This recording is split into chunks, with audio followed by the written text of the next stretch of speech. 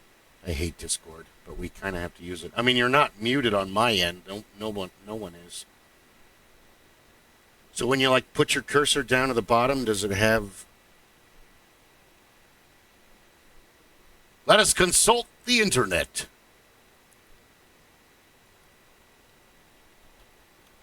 Consult the Tome of Masks. Discord. Can see but can't hear on Discord. Yes, I meant that. I'm terrible at spelling. Shut the hell up. Stupid computer. Confirm your headset's plugged in. Also check your computer's sound settings to ensure correct output device is chosen and the volume is up. I don't know if that helps. And then there's Reddit. Do we really want to go on Reddit? Yeah, why not? Okay. I like chaos. I like money. I like cheese.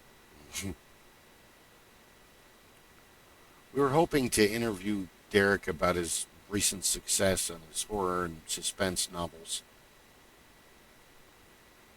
That I am technical certain difficulties.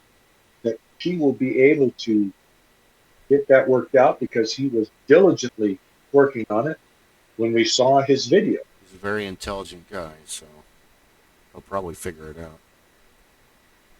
I'm not so computer savvy, so I'm not very much help. I have to look I'm everything like up and the computer wizard's apprentice. I can make the mops and buckets dance. I can't get them to stop. Yeah. That's the problem with hanging out with all you guys and Ron and Paul and it's like you at the last job they're like, we need to do this, and I was like, oh, you just do it like that way. Oh, you must know everything about computers. Oh, no. I'm a customer service guy. I can help build one and remind you about stuff, but I'm not. And then beyond that I point, don't code. yeah, this needs to happen. Oh, just do it this way. I thought you didn't know anything about computers. I don't. I've been taught cheats and hacks by experts. There's a difference. I didn't put the time in. I just learned. I just got there at the end. Yeah, you just do this. Oh, no. I didn't learn that. I was told that. There's a difference. Oh, don't start yawning yet. We're not that boring, are we? No, it's not that. I I work in the loud and bright. And so when I come home and sit in the quiet and dark, it's like, peaceful. yes, peaceful. And in the summer, it's loud, bright, and hot. And then you go from that to quiet, dark, and cool. I know exactly what you're talking about.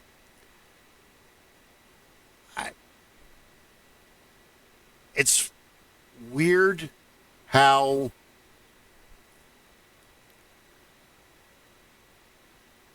haunted houses made me realize just how much of a nyctophile I really am, where I am completely at peace in total pitch darkness. Because it was just like Mom always closed the door. We were not allowed to have night lights. That was a guest thing. So Nope. it took adjustment to sleeping with lights on in a room. I sleep great in total darkness. Yep. And when my wife and I were both on grave shift or swing shift and we were sleeping during the day, we had blackout blinds. Our bedroom was pitch black. Right on. I prefer total darkness. Now, on the other hand, total silence, we went one weekend and stayed in Heber just to get up into the mountains for a night. Stayed at a Best Western that was out on the highway about a mile from anything else. And it was so quiet. You could hear the transformer and the neon sign out by the road humming. You could hear a car for miles. You could hear it coming, and finally you'd hear it go by, and then you could hear it for a long time. And it was so quiet that we laid there and stared at the ceiling and couldn't sleep, because when you're used to a blanket amount of noise like you get in a city, Yep. and it's not there, it's unsettling. You were having my cousin Vinny moments where he has to go to the prison to get a good night's sleep because he's so used to back east where there's just noise. It's just noisy. There's just a lot of people. It's 24/7.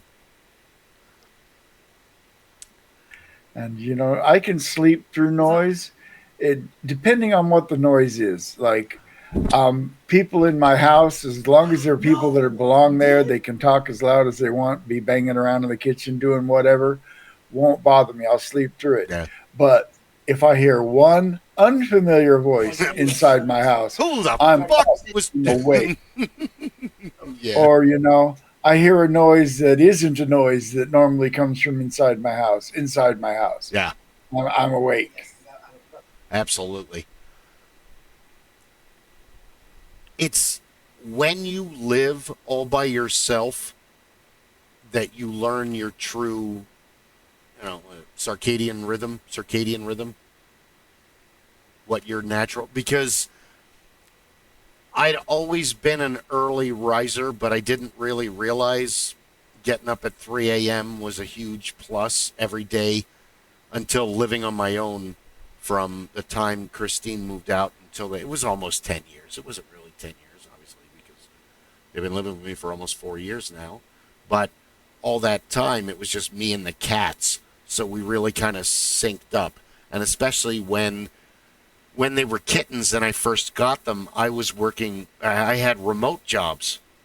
I was lucky enough to do that. So they were like, Dad's always home. Then when I had to go to the office, it was like, where are you going? Why are you getting dressed? What is this?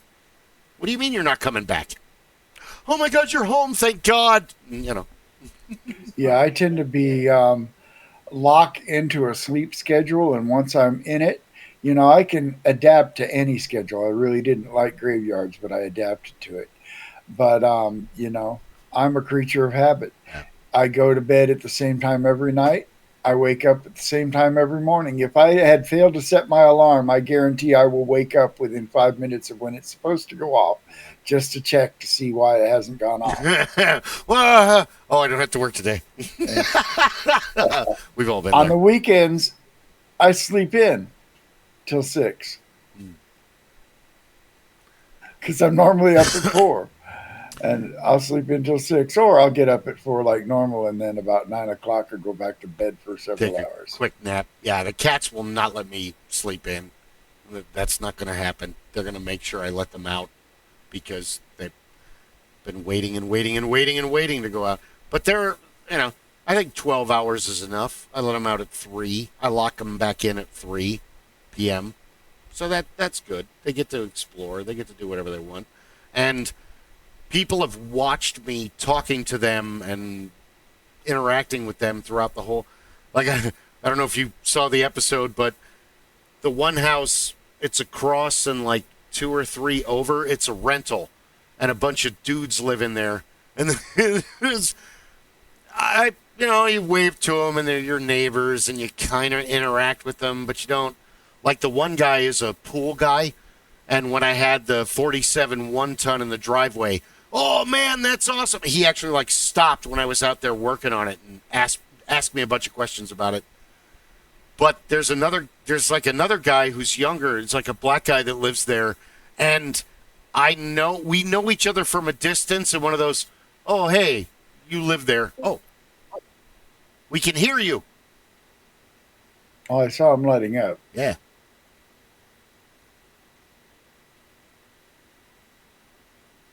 I heard him for a second.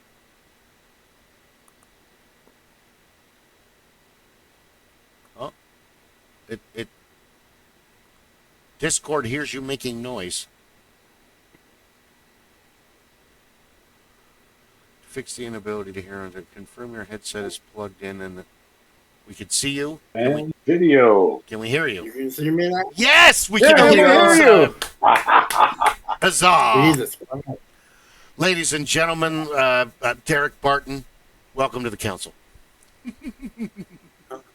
I only see my avatar. I don't see my actual picture. Oh, we Yes. can see you in real time. You have a blurred background. Yeah. It's weird. I can only see my avatar, which is fine. I'd rather not look at myself anyway. You know what you look like. Yeah, it's like when I watched the thing, I was like, you watch you, and then after that, it's me, and then watch other people. So, how are things? How you doing? Oh, well, let's start off with how was the horror con this weekend? How'd you do? Well, it was pretty shitty at first, to be honest. Are we being recorded first off? I don't want to say too much. No, we're live. No, we're live. There's only no politics, no religion, don't eat, and what was the other thing that Don't do anything. just be cool, be excellent to one another, like Bill and Ted. There you go. Okay, not a problem. Swearing So is the fine. first day I had absolutely no sales. Hardly anybody came. It was like, it was sold to me as it was going to be another, like the size of Fan Fusion, that kind of crowd. And we had hardly anybody come the first day, and nobody bought anything from anybody. So everybody was grumbling, because it was pretty expensive tables. Second day was a little better, and then the third day, it was what it should have been all 3 days, but it was decent the last day. So I made my table money back, and that's about it. That's what's most So- important. Well, sort of. I mean, like I said, I thought this was going to be one of those where I could use that money to help fund other things, other projects, but it's not looking that way. So I made the table and the hotel money back. That's about it. So It's got to be could tough. be worse, could be better. What's that? What was the last thing? Said it could have been worse, could have been much better. Yeah, it's fate. Yep. It's got to be different do bookstores do like comic book stores where you can just hang out for a weekend and promote they do? Well, you can hang out for a couple hours. Usually not the whole day or whole weekend, but I've done like Bookman's. I've done a few bookstores around. I've even done one comic book shop. So, but Right on. hi, gentlemen. I haven't had the introduction yet. Whoops. My, Go ahead. Sorry. I just didn't want to jump in and like occupy the conversation. You guys don't even know who the hell I am. Well, gentlemen, I unfortunately have to jump. I have that Scottish Rite call, but glad you were able to join us tonight. Bill has been very excited about this. We've been looking forward to it. I'm just sorry I'm not going to be able to sit here for this, but I will watch because I want to hear all about it. And I will leave the three of you gentlemen to enthrall the masses, bring forth as much education and interest as you possibly can. And with that, I bid you. Well, I will tell you this. I'm not opposed to being a regular, so maybe we can do it again soon. Always Hopefully. welcome. Yeah. Always welcome. Absolutely. Take care, gentlemen. Enjoy, Rob. Thank you, sir. That was Rob the Blacksmith. This is Rob DM, Rob Marsden. Derek, Rob, Derek. Hi there.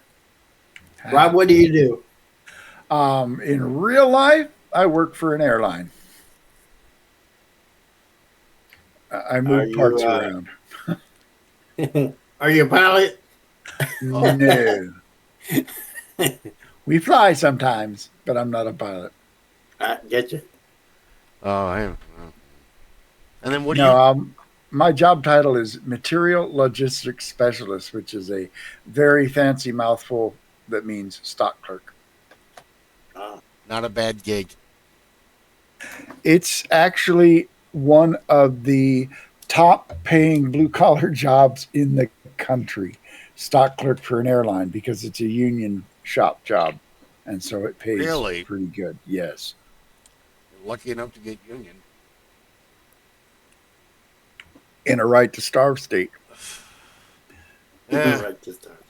Oh, Derek, I'm sorry. You did message me on Facebook. I'm so bad at the multi because I'm like trying to. Because even when I'm like streaming, people are like asking me questions. I'm like, oh crap! Hold on, now I got to get out of the game. I'm bad at this. Uh-oh. I'm just trying to get my actual video on here, so don't worry, I'm still here. Okay. Well, at the end of this, I'll post it on the council YouTube and my own YouTube and Rumble, and I don't know. Well, story for another time. So, yes, start at the beginning, I guess. What got you into horror and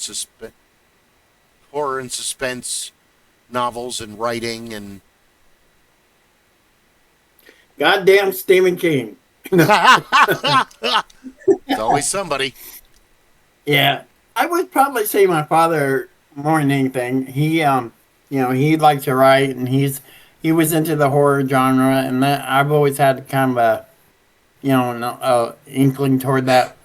And then he started writing, and then I quickly grew addicted to Stephen King books, so I've read almost everything of his.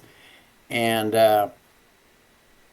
but then real life hit me, and I had to pay the bills, had to support a family, so I went into the insurance industry, which is, so akin to horror writing. But it's very scary. I wouldn't say I was actually starting until I was actually in my 40s. Really? Yep. So my first book was published in 2016. So, Congratulations. and I just finished my 20th. Hey, all right.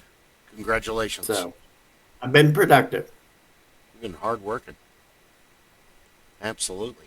Another reason why I wanted to get you on the show, not just because of the Halloween season and the horror spooky, but yeah, dude, you've been plugging away for a long time about this. Yeah.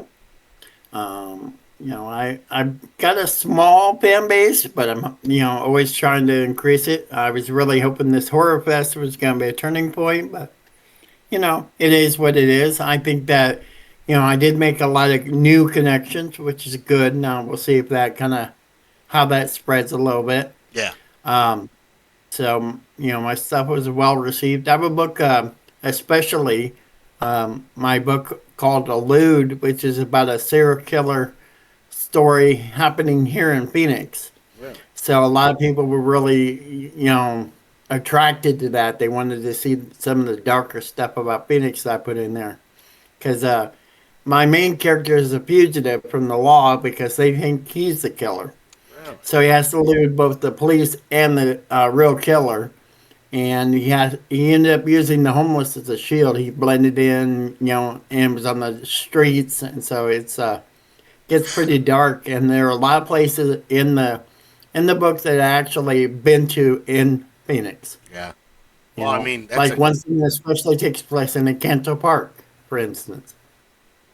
So that's a good plot device, honestly, because, well, Phoenix has a huge homeless population because, well, we've got really awesome weather all winter long. It's not going to snow. You're not going to, And then... Yeah, choose between being homeless in New York City or being homeless in Phoenix. You're going to choose Phoenix. Yeah. You may die in the summer, but you're not going to freeze. Yeah. You're not going to freeze to death in the winter in Phoenix. It's just not. Now, if you were in Flagstaff, oh yeah, you're kind of doomed. But Phoenix, no. Yeah, you'll freeze, but not to death. And that's interesting too because we've kind of had a history of serial killers in Phoenix and Tempe, and you remember the guy that was going at the same time. Oh, you're both the guy that was rolling around shooting people. I think he was operating in the area where I would commute to work by bicycle every night. And when they finally caught him and they described the car that he had been in, I had seen that car or one like it parked at various points along my route. And so I'm sure and that's when I started taking different ways to work instead of taking the same way. And then I started making my then girlfriend come pick me up from work afterwards because I didn't want to get shot on my bicycle on the way home at 1 o'clock in the morning when this shit was going down. Yeah, that's not. Sorry, honey. Can you get shot for me? Can you meet me in the ER? Why? What happened? Getting dark. What? What do you mean it's getting dark? It's already dark. No, it's the Wild West. It's the conservative Wild West. Let's say it kind of how it is. But we've had a lot of... There was a guy that was homeless, and this was in the early 90s, and the story made Unsolved Mysteries because they never found the guy. He killed a girl, but they interviewed Don Coffey Sr. because the Coffey brothers' father was a local fixture on Mill Avenue. He worked at the gas station and he frequented the coffee plantation, and he knew the victim. He talked to them, the victim, and this guy named his nickname was Linus because he always had a Navajo blanket with him, and they pretty much pinned the murder on him, and they never found the guy. There's been a lot of stuff like that in Phoenix. Unsolved mysteries. Yeah. As far as I've always had a fascination with horror, but also the paranormal. And one of the things is, at my house, I told my wife, I said, your house is haunted, right? And she's like, no, it can't be haunted. I said, why not? She says, I had this house built for me, and no one's lived here. No one's died here. And I said, well, that might be true. But I said, this is the Wild West. This is Phoenix. There are thousands of people who probably died on the property that your house is built on. She's like, oh, I never thought about that.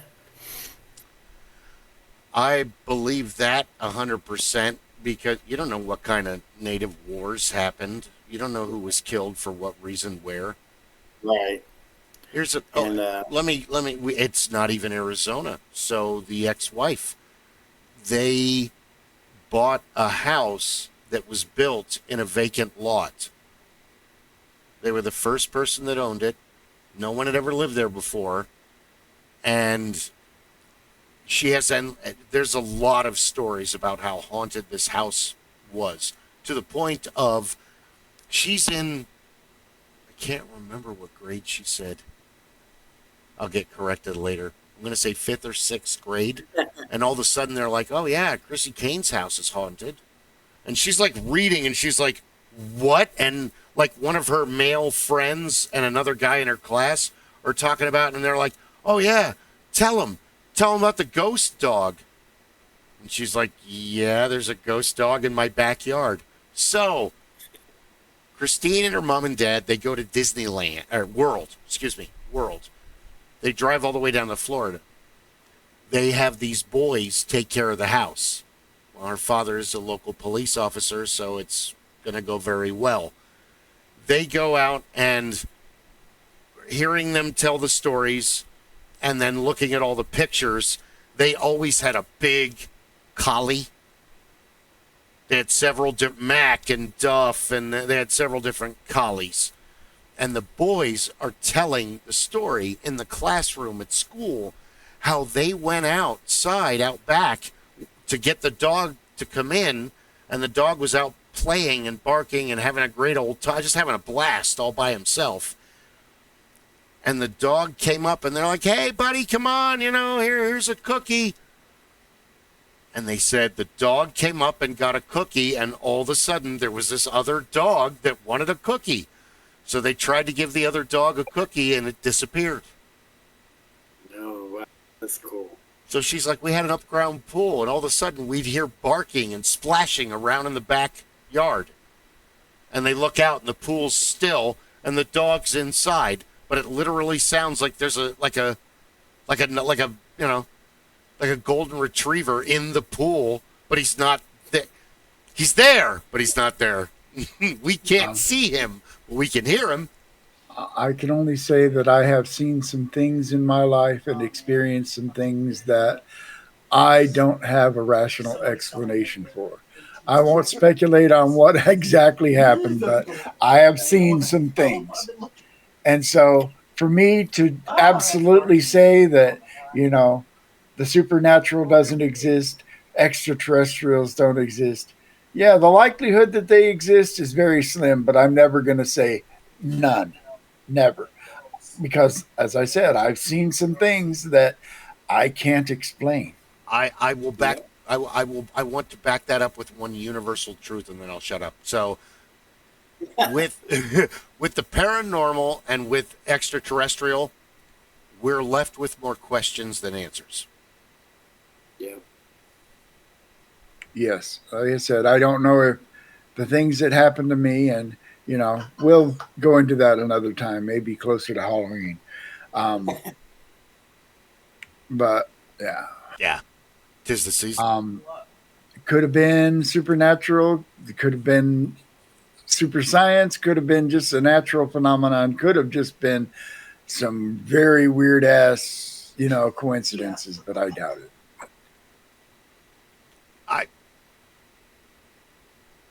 I've gone full circle in life because I've experienced so much shit and heard so much and seen so much that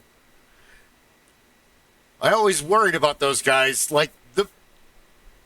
I believe once, Bill, you told me about a story about the Renaissance fair you were at, and you heard footsteps above you in one of the buildings.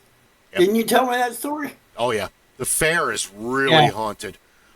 There was nobody there that you knew of, but you definitely heard footsteps. Yep. I remember that. I remember one time we were all hanging out, and it was at like midnight or 2 in the morning, and all of a sudden, no one was smoking. Well, I was smoking weed, but all of a sudden we smelled pipe tobacco. And there's no one around. Now, it's like, this could have been some guy out there. You would hear them. There's nothing but gravel around. And the footsteps echo, and there's nothing to slow that sound down. So every step it echoes through the entire area, whether you're in the actual fair site or whether you're in the back of it. We heard voices. We heard a man laugh one time. We heard a man talk in the fair, in the shop. You see a lot of people that aren't there. There are shadows, especially at night. But I think it's a mixed bag of 200 years. So you have the modern day where so many people that love the fair are going to haunt it. I mean, that's their heaven. They wait all year.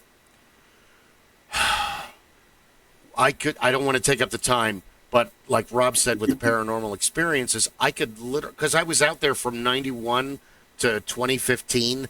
There are so many people that I saw every weekend for decades, and I watched them grow old and die. And they went from walking normal to needing a cane to having a Zimmer walker to being in a wheelchair to being on a respirator to casket to being in urns. Do not spread your urns out at Ren Fair, please. Don't do that. Oh my God, no! Don't. No. You're going to get in trouble, and you're going to piss everybody off. And please don't do that. So, because I used to be like, yeah, man, I want to be buried out here. Now, no. It's kind of funny that Disney World had to make a rule about that. You cannot spread your ashes at Disney World. They would have people pollute the river and the Small World ride. And I'm like, oh my God, they had so many people doing it that they had to make sure that security could catch it. Yeah. I dumped him in the Small World River. God, you must hate him. No, I love him. Yeah. Well, then why'd you put him in there? Can you imagine hearing that song for you? That's hell. That is the definition of hell. That's suffering. That That's something you do to someone you do not like. That's somebody that you hate. But no, That's how you get things that come back to haunt you. yeah. This You put me in the river, you bitch. this house is haunted. The one I live in is haunted. It comes and goes, but we had a little girl die. She drowned in the pool, and she was Lula Faye's granddaughter, and she kind of like runs the street. She randomly haunts the houses on both sides because people. Jeannie lives there now, and the Blakes lived there before, and before that, Paul and Teresa lived there, and they had a very young baby. He was like 7 months. He could barely sit up and play with stuff. And I started talking about all of the happenings, and they both got really wide-eyed. And at one point I went, that's why your kid gets up in the middle of the night and starts giggling and laughing, and the toys go off in the room. Both of them turned pale and looked at each other, and it's like, she's fine. She was like 9 years old when she died. She's just a little girl. I see her all the time. She's in a little flowered dress. She messes with my cats.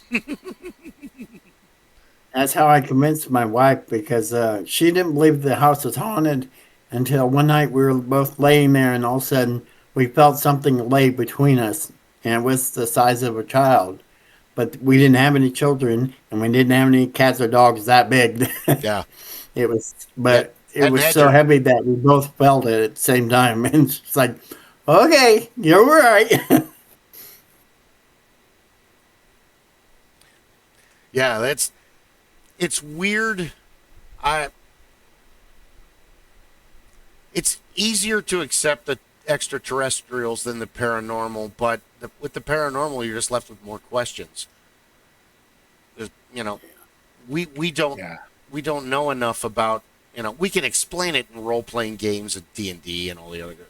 But that's rules for make believe, as opposed to, well, in science, matter can't be destroyed. It has to change, and once it's at its end, there is no more matter. So the idea. I just saw a really interesting video on YouTube last night.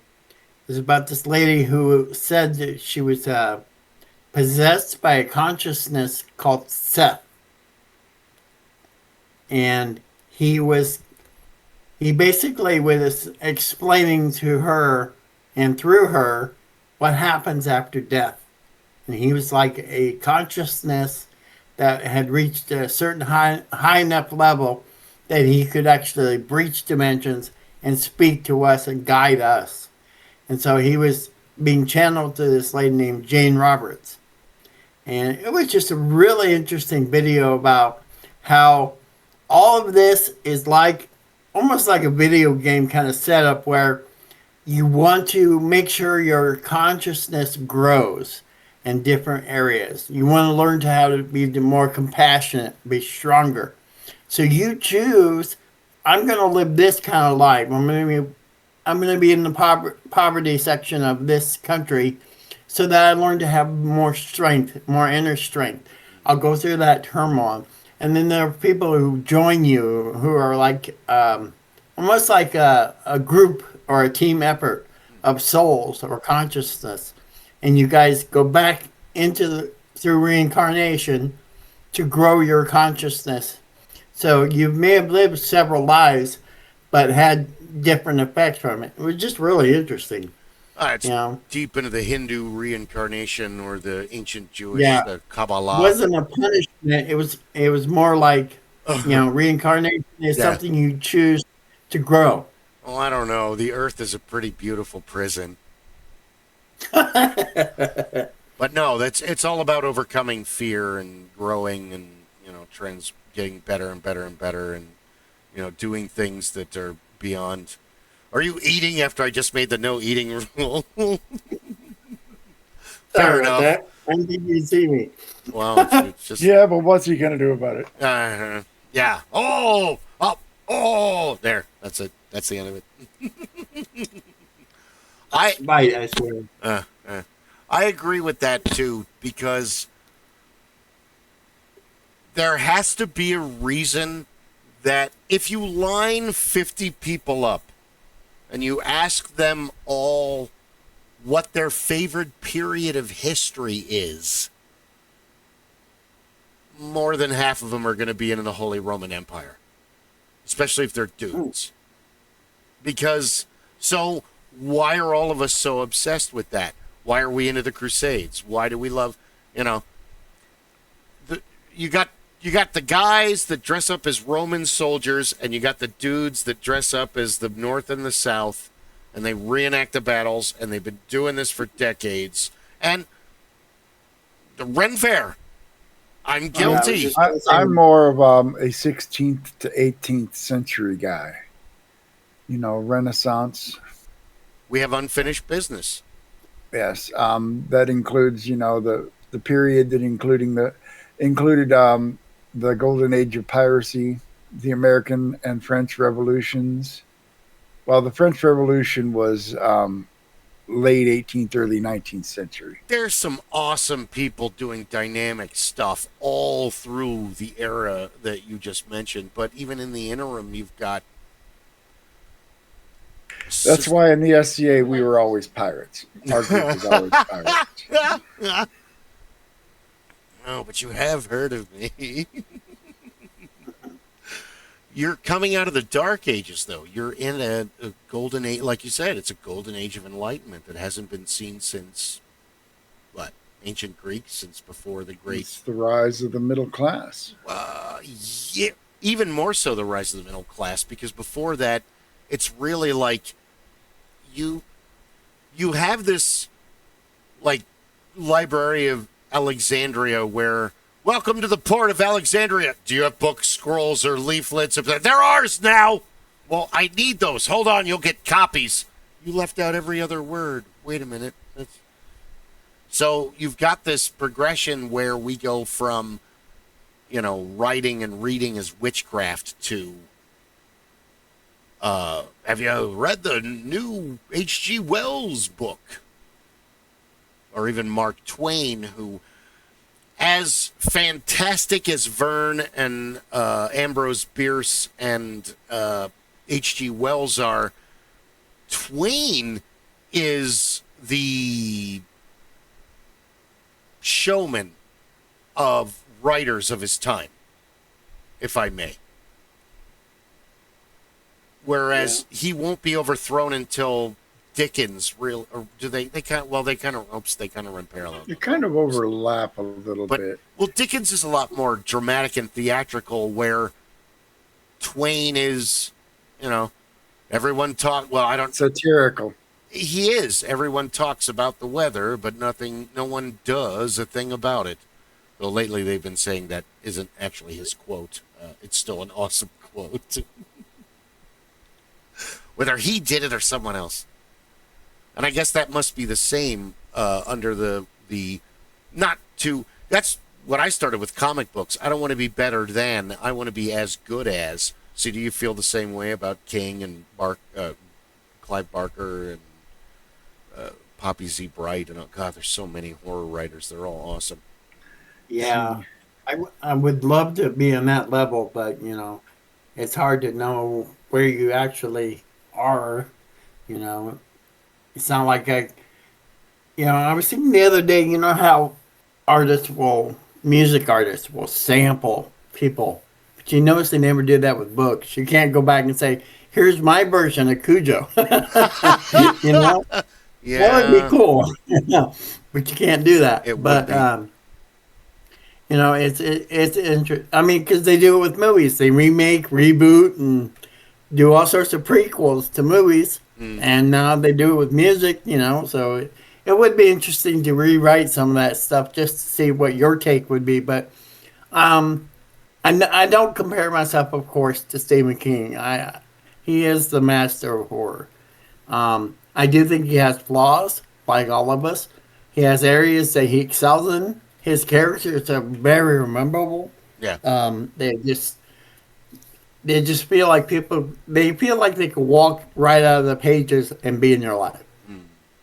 And I think that's why he is so powerful. Yeah. I strive to make characters that are memorable, that touch you and you sympathize and you empathize with them.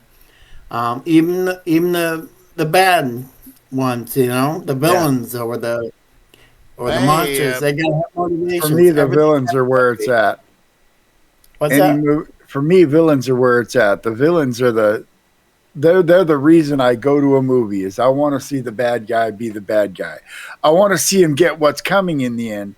But there have been some legendary actors that when they did their turns as bad guys, just absolutely killed it. All the times that Gary Oldman has done it. Oh my God, Heath Gary Ledger. Oldman is such an underappreciated actor. Him and Gary Sinise. He's a great bad guy too. I would like to throw, as far as new villains, that movie Weapons actually blew me out of the water. I was so surprised by that. I did not expect the movie to be as good as it There's is. a lot of buzz about that. I haven't seen it yet. I haven't I seen don't it yet. I don't want to build it up too much because you know how it is. You build it up and then you go there and you're like, "Well, this is a piece of crap movie. I don't know what the hell you're talking about." Wait a minute. Yeah, but I enjoyed it. I found it. I love the way they told it because they told the same day, but told from like 6 different point of views, and then it all comes together. In the end. Done well. That's a good thing. They did that in the Game of Thrones books, but not so much the shows. Yeah. I have some unkind things to say about the Game of Thrones books, but I'll let them go for They're now. not perfect, but it was very interesting. No, I had at the time I was at work in a place where I sat and did nothing for a long time, and somebody hooked me up with all 6 of the books, and so I read it all. And Me too. I got to the end of the 6 books, and it's like, 6 books later, and they have still resolved not a goddamn thing. It's like and Europe. so I started watching the TV show, and at the end of the first season, I thought they're going to get to the end of this show before he's even written the last book. They're trying to write a show, and they don't know how it's going to end because he doesn't know how it's going to end. He hasn't decided because, yet. That's not what he does. And so at the end of the first season of Game of Thrones, I was like, you know what? I know where this is going. I'm out. And all of the people I know that bought into the Game of Thrones and watched all the seasons and got to the end, and they were like, what the fuck? Yeah. Not only did they screw it up badly the last season, or basically the last 2 seasons, but because they were winging it, it just came across as so disjointed from the last 5 seasons because, he stopped writing the show, so they had no more source material, and their material sucked. And they knew it. And they kept trying and trying, and it was just like... And the books weren't bad. Worse. The books weren't bad. I mean, I read all 6 of them, but just the whole, we're not going to resolve this. We're just going to keep it going and add more and keep it going and add more and keep it going. It was last book ends on a major cliffhanger. He did the same thing with his wild card novels. Oh, I've never read those. You remember those? Nope. Basically, the Wild Cards was a series of books that were started out as collaborative fiction, kind of like the Thieves' World fantasy books. I don't know if you remember those. Thieves' World. Thieves' World was a series of short stories all written about a particular city, but all the short stories were written by different authors, and it was a mosaic novel of sorts. And Wild Cards did the same thing, only it was a superhero universe. And eventually that got abandoned. But I have not read them, but Christine read. I watched her read Order of the Phoenix in like 3 or 4 days. Like I knew we were married and a Harry Potter book would be coming out, so I would I better plan all the meals because she'll be in the house, but she's not at the house on the couch. She's at Hogwarts or London or where. Like lost in the world. Yeah, like when she was finished near the end of the book, I walked from the kitchen to the living room and she was crying. And I'm like, oh my God, what's wrong? What happened? She had read the part where Sirius Black had died and she was all upset about it. It's like, what happened? Oh my God, why are you crying? That's the last thing you want to see is a husband, is your wife crying. Yeah, it's that oh shit, what did I do moment. Oh my God. But just crying. It's like, what the hell did I do? You're crying. I am in so much trouble right now, or someone is dead. So, Yeah. Sorry, I segued. The point I was making is, I've never read the Wheel of Time series, but I've never read it either.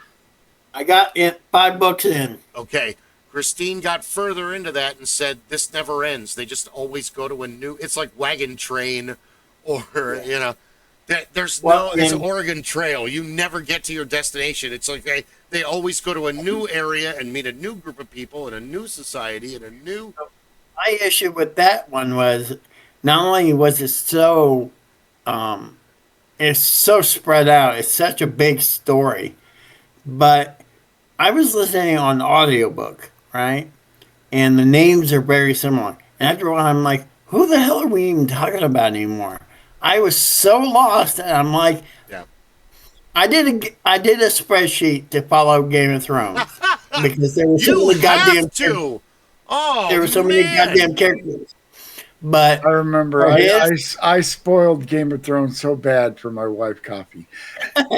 She had been watching it. They were in the 3rd season, and I was just in casual conversation, and it's like, and then and then this happens, after Robb Stark dies. She's like, Robb Stark dies? Yeah, he does. I read, it's not, when you're reading up to it, it's not called The Red Wedding in the books, but I got up to book. No, it's not. And I got up to that. That's in book 3, because Game of Thrones, Clash of Kings, Storm of Swords. And I got up to it, and I'm like, this is really exciting, because the way they read it, the way he wrote it, that's the Song of Ice and Fire really isn't some fascinating, new, amazing take on a story. The best treasure of the story is the fact that each chapter is in a different person's point of view. And then at one point in the second book, you're seeing the same thing happen from like Sansa and Tyrion, or Caitlyn and Bran, or Ned. Well, Ned's only in the first book. So yeah, he looks. I got so where I'm like, okay, I remember this character. I know where he's at, but I can't remember what he was doing last. So I'd write the name, where he's at, and then what he was doing last, so I could follow the damn book. You know what? I don't forgive George R.R. Martin for his books are this thick. But you start a chapter and he spends 6 pages describing every dish at a feast. He says 4 pages describing all of the war banners in detail of all the houses that are at this war camp that will never be mentioned again. Yeah. And his other laundry lists of bullshit that take up page after page. When we got to that, I would skip that damn detail in the room. Anne Rice does the same thing. She'll give me like 8 different angles from of the coffee table, and you're probably goddamn coffee table doesn't matter. Some of them are hard to read. So does Tolkien, and so does Leigh Eddings. Tolkien, big time. David Eddings. His wife. Oh my God! Because you can, if you read the Bulgarian, the Malorian, and Chris hasn't read it yet. Have you? Did you read it? I did. Awesome. Okay, I don't have to explain everything. But if you read 1 through 11, that's Eddings. As soon as you get to Polgara the Sorceress, 12. Couldn't read it. I kind of lost it about third of the way through that book, and I put it down and never picked it back up. I was I'm not afraid to abandon a book. I'm not either. I'm really not either. But she's just so pretentious and egotistical in the character that it's insufferable. And like 5 fucking chapters on roses.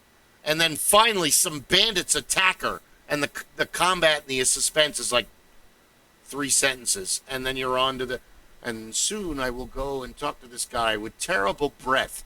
The reason he has terrible breath, 8 pages later, oh my God! I don't care about his halitosis, okay? Let's move on. This is a fantasy story. Let's have some magic and shit and dragons. Well, you know what? I think a part of that has to do with the publishers because they demand a word count.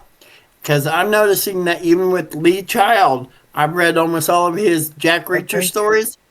And every goddamn Jack Reacher story has a part where he goes, so I need to get supplies. And so I got a can of tuna. I've got a fishing hook. I mean, it's like, gives me about 20 items that I don't give a shit.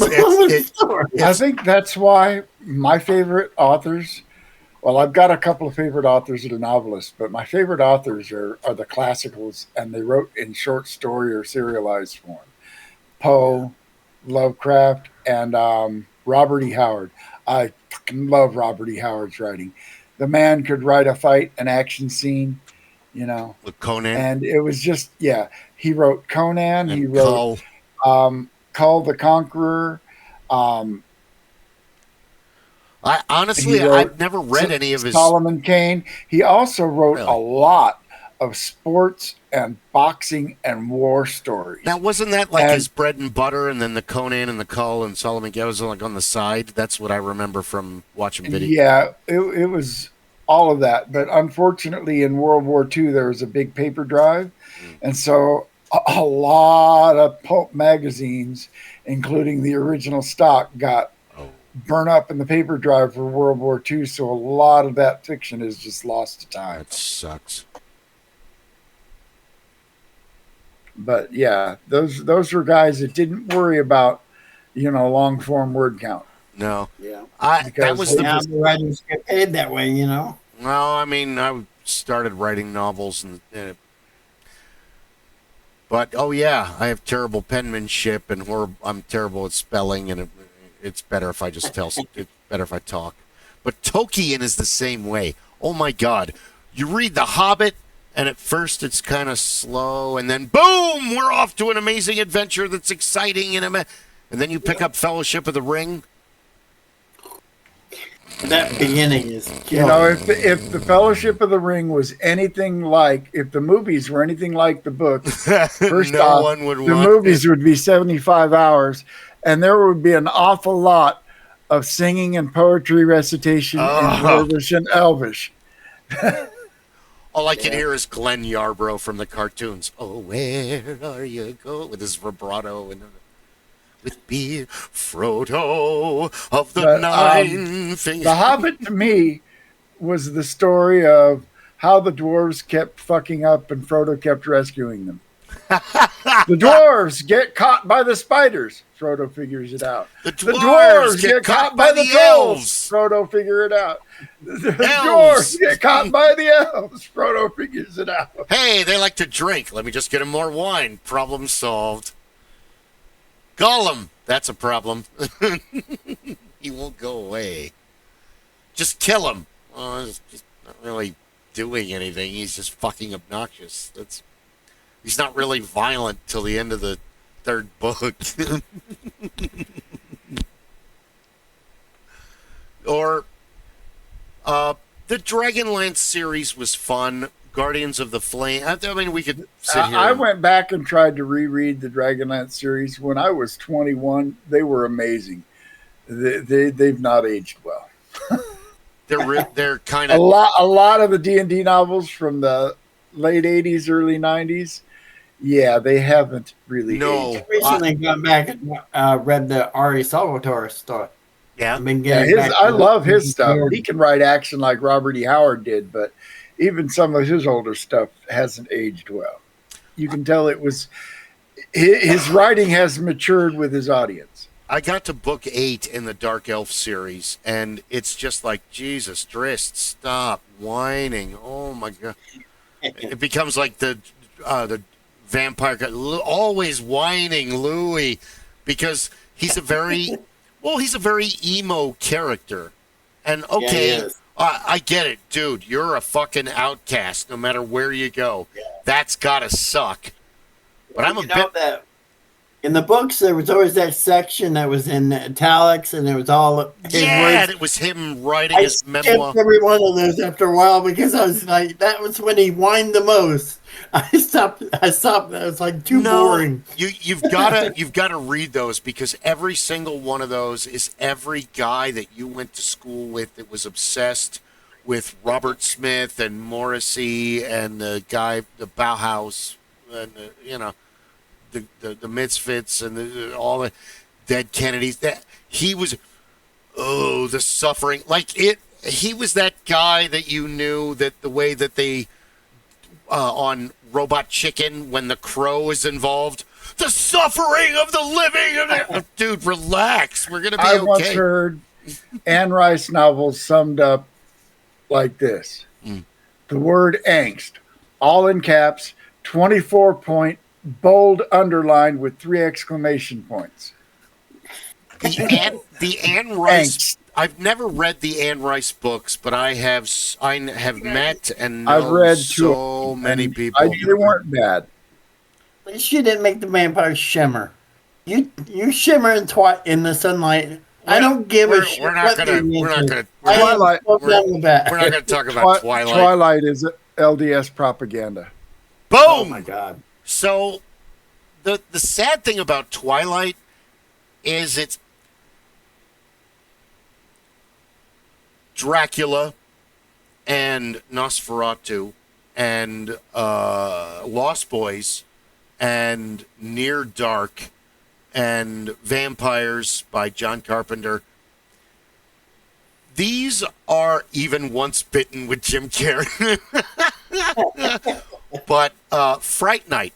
These are varying levels of vampires where some of them, like Strahd and like the Ventru, hold the higher levels of society. Their nobility, if nobility would be around, or their CEOs, artists, actors, blah, blah, blah, landowners.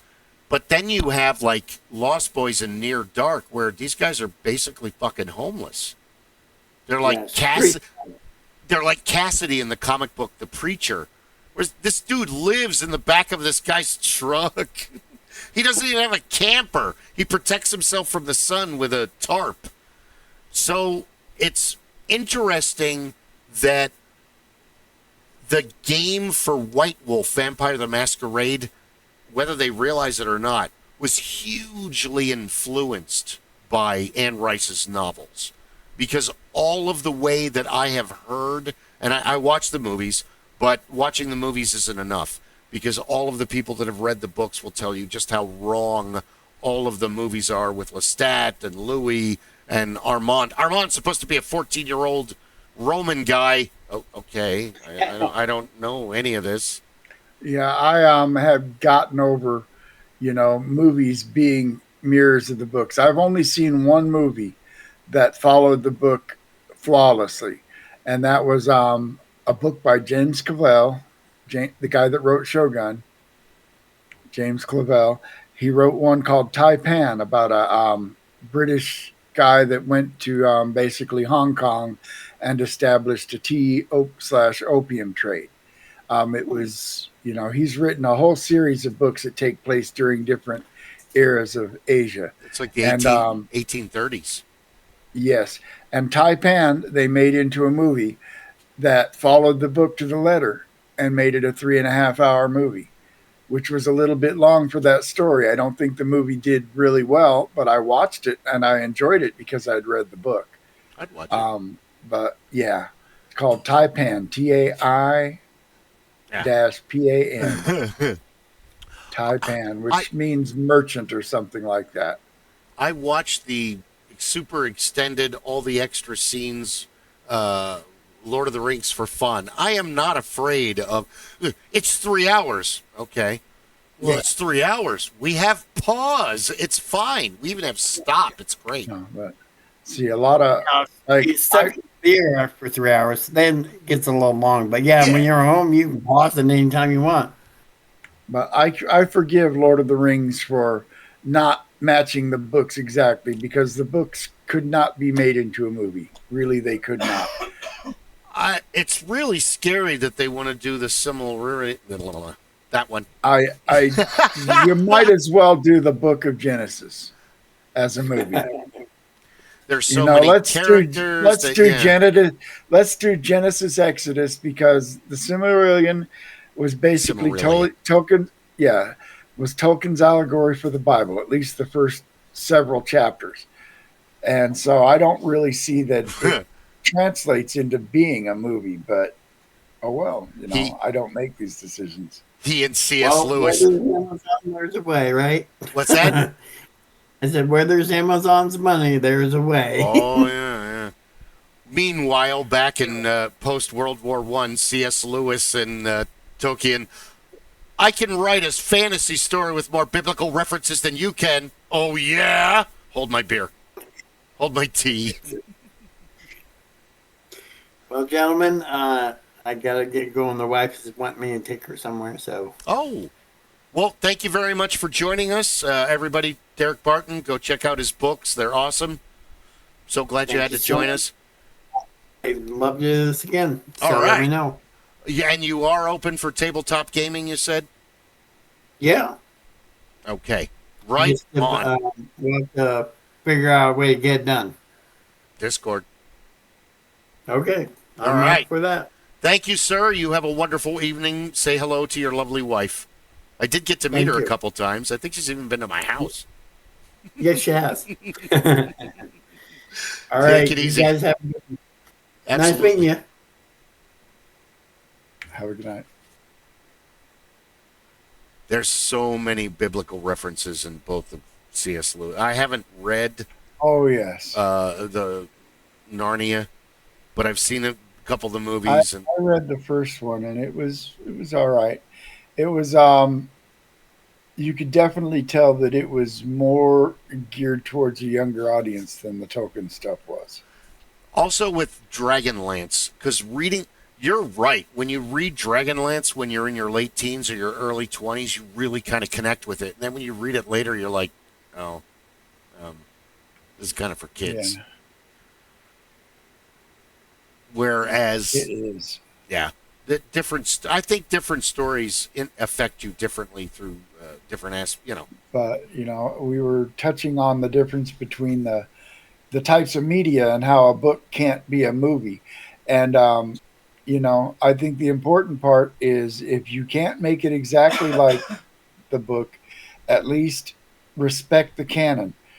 Don't step on any of the major plot points. Tolkien, with the Lord of the Rings, they did, they made Arwen a way bigger character in the story than she actually was. Yeah. And, the horses, the water in the shape of horses that saved the hobbits at the ford, Gandalf did that, not Arwen. Oh, I thought that was a completely different elf. No, I believe that was Gandalf that created the headwaters there. I didn't even. I could be wrong. I'm not a Tolkien expert. Oh, but neither. They didn't really fudge with the canon much. And the Marvel movies, for the most part, they've stuck fairly close to the canon, to the at least the feel of the characters. However, on the other hand, you get the X-Men movies, where they basically cherry-picked a few characters from a bunch of different genres and threw them together in a plot line that didn't make any sense. Well, and then every movie stepped on the continuity of the movie before it. True. The X-Men movies were horrible. And they've messed up I'm not even going to... I'm so far behind. I mean, some of them on their own were okay movies, but after the first three, I haven't really seen any of the other ones. I have no interest in it because, Yeah. If you're going to do an X-Men movie, the way I would do it is, one, it takes place in the 60s because it's an allegory for the civil rights struggle. Yes. And, the X-Men need to be teenagers. They need to be kids because they were kids when Professor X recruited them. In the very beginning. They were maybe in their late teens, And Even Beast. oh yeah, and then what I didn't like about the movie is they took first generation X-Men and threw them together with like third generation, the Chris Yeah. Claremont 80s 90s X-Men. With And I'm Wolverine sorry, and but yeah, yeah, Shadowcat. Wolverine is ageless, but I thought, Cyclops should have been a 40 something, not a 20 By something. that time. He should have been the grizzled veteran soldier, you know. I think somebody like Kurt Russell could have played Cyclops very well at that time Yeah, I think he'd be a great because Cyclops, he actually. he because he can do Boy Scout. Well, we saw he could. Kurt Russell could play Cyclops because he's already shown that in the movie Soldier, where he can play a tight-lipped badass that you're gonna have a weird relationship with him, but you can depend on him. He's like a juicer in riffs. This guy's crazy, but we need him.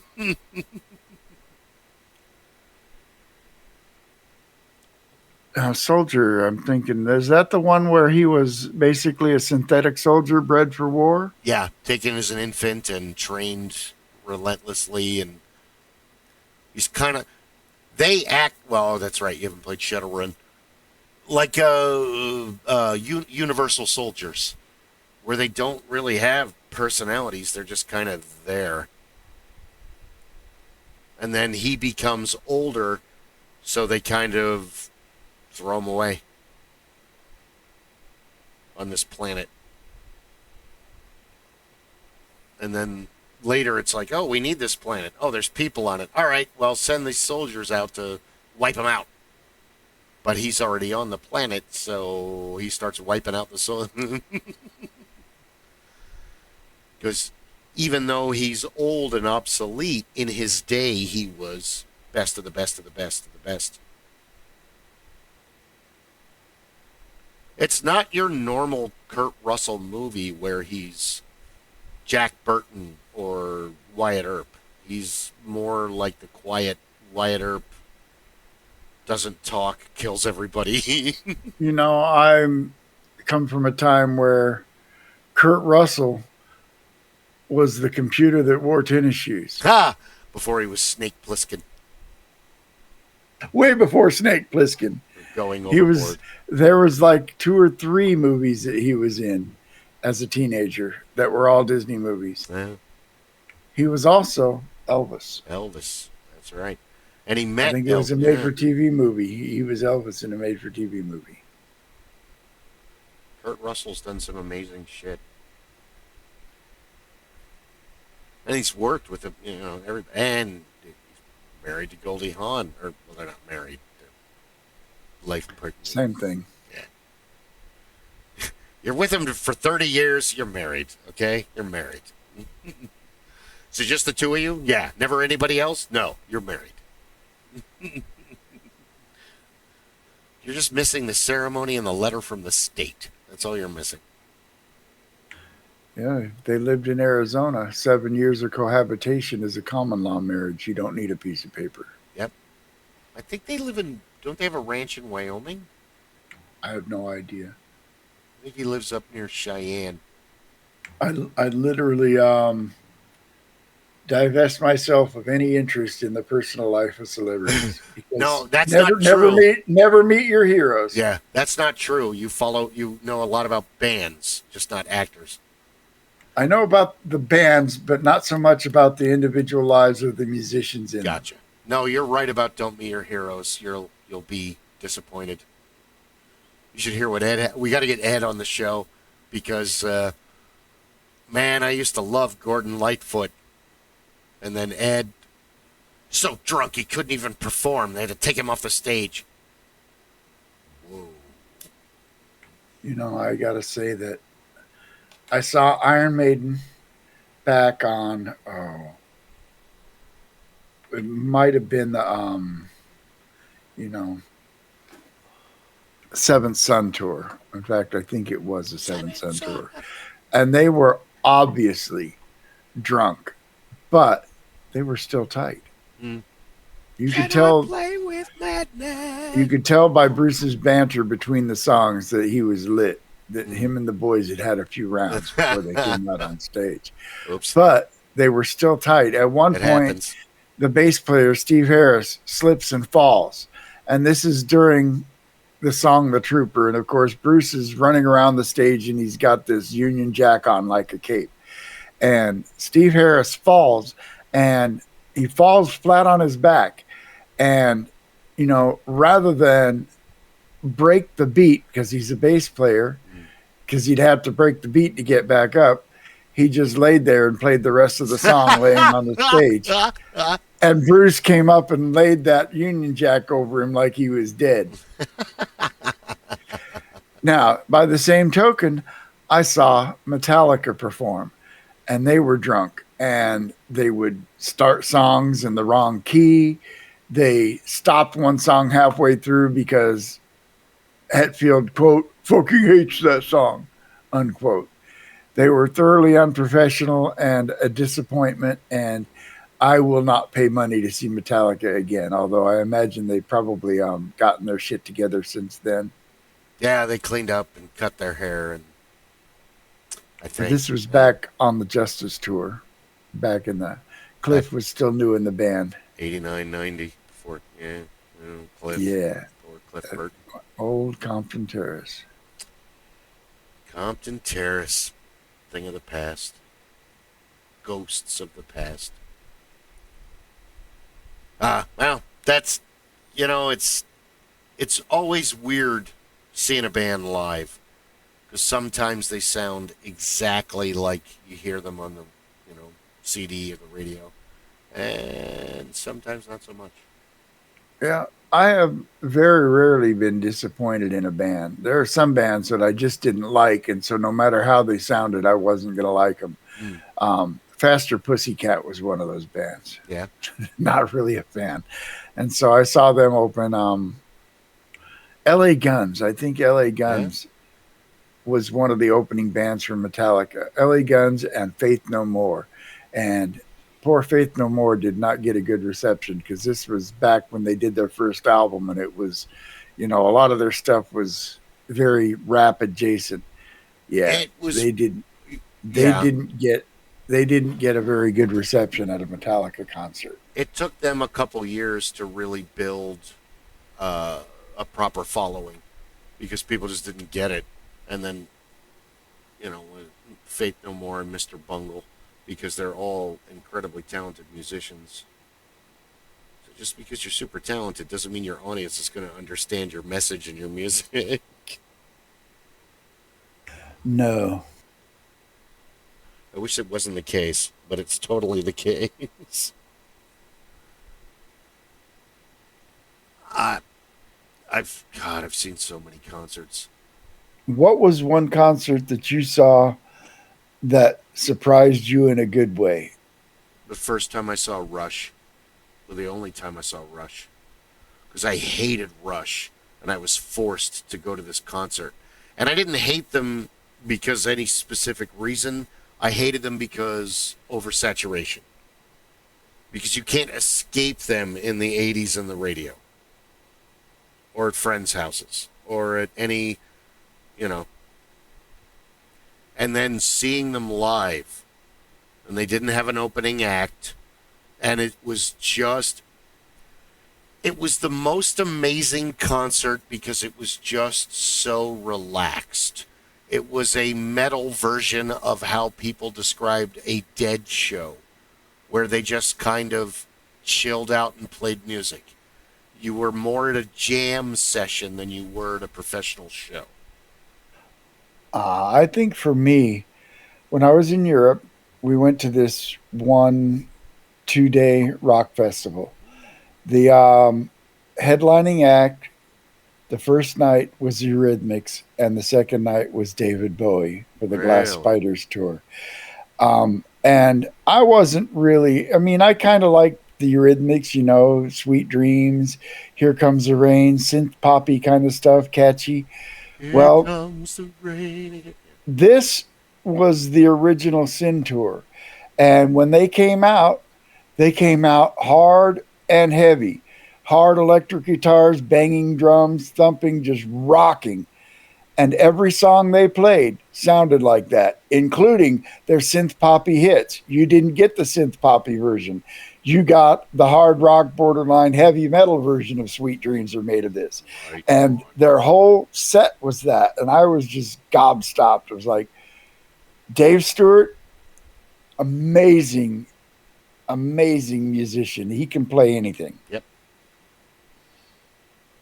So another one that really surprised me was we got to see Deep Purple out at the Sun Dome in Sun City. My wife got me second row center seats.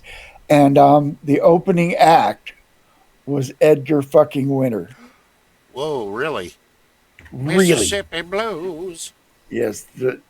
It wasn't the Edgar Winter group. He called his band the Edgar Winter Band because it was three nobodies, but they could play. But he had this wall of percussion, just this rack that had just about every kind of thing you could hit with a stick suspended on it. And during Frankenstein, which was the big closing jam, he spent about 5 minutes just going to town on this wall of percussion. That's awesome. With the wildest, weirdest drum solo you ever saw. I am getting eaten alive by a mosquito. That is amazing to have those two heavily talented musicians on the same venue. Weird Al Yankovic was amazing. Muse was amazing. Muse made me a fan. I didn't really know their music before I saw the concert. I have to agree, yeah. I mean, she was well-versed, but I was like, I knew all the songs, but fuck me if I had to put the titles to the names. What? Really? That's the title of that song? Oh, okay. But you know, one of the most unique stage shows I saw was also at Compton Terrace, and that was Jethro Tull, because they would have trained animals, acrobats, stage magicians, Really? you know, and other things going on. They'd come out and they'd do a song, and then like some little, you know, circus act or something would come out and do a little thing while they were, then they'd come out and do the next song. And so it was kind of like watching a threepenny opera. Right on. Starring Jethro Tull. In the shuffling madness. Jethro Tull's one of those evolved bands where you hear them on the radio, but until you actually like listen to the albums, you don't really understand. Like Broadsword and stuff like that. They don't play that on, you know. No, the radio has never been a big fan of progressive rock music. It's the same thing as Yes. You don't really get submersed in Yes because all the radio plays is Leave It, Roundabout, and Owner of a Lonely Heart, which are three amazing songs. Dude, that's the tip of the iceberg. Like you brought up Grand Funk or Bread or one of these other. That's the tip of the iceberg. Not a big fan of Bread. Bread's okay. But, I mean, again, you've got... Grand Funk, big fan of Mark Farner. Just because you're a talented music doesn't make you a great songwriter. No, absolutely not. That's why Yngwie Malmsteen never made it big. Possibly one of the best guitarists of all time. But can't write a song to save his life. Kind of the same thing about the Canadian band Triumph. Which I love Triumph. They're amazing, but their songs are kind of... The album Thunder 7 sold it for me. That was one of two tapes I had going through basic training. Right on. And so I played the crap out of it. Yeah. And it's got an amazing piece on the second side called The Time Canon. Really? That's all a cappella. Go listen to it. It's pretty good. Triumph. And that, I think, was their strongest album to me, but it wasn't their most successful. But you're right. Their music was pretty middle of the road. But they were... They were technically great. And like other great Canadian bands, they were a three-piece. Yep. Well... A lot of my favorite bands are three-pieces. The strangest thing about Canadian bands is it's all or nothing. So you've got... Okay. Rush is the highest you can get. as a Canadian band because they have been not only the most amazing rock band. I embarrassed myself at my first rock concert, my first Rush concert, because I had been going to all heavy metal shows. And all of a sudden the lights went down and everybody got quiet. So I did what you do at a metal show. I immediately stood up on the armrests of the seat I was in, and I was like, yeah! And the lights came up, and I realized that out of thousands of people, I was the only one doing that. And they all looked at me like, what are you doing? So I immediately sat down. Sorry. And everybody at Rush just sits there quietly and listens to the music and passes pipes back and forth. And they're all just like you said, gobsmacked. They're just like, Rush is like that. They're that band that they're your favorite band's favorite band. yeah, And their favorite band is The Who. yeah. Seriously. Yes, they did an this album is called true. Feedback, and they did 2 Who covers on that album. Oh, yeah, the Who loves Rush, too. But they're the apex, they're the zenith, they're the highest you can go, and they're just normal dudes. Like, to watch their show, Neil gets introduced and then never says a word the entire show and keeps his head down, and Alex and Getty just, hey, man, what's going on? Oh, I'm doing pretty good. Did you know that I saw this and I read this in the newspaper today? And they just have it's just like friends talking. Hey, do you want to do this song? Okay. And then they just start making music. And it was just like, I'm used to pyrotechnics and explosions and chicks in bikinis and screaming and none of that at a Rush show. Totally the different vibe. So Rush was a concert I never got to see.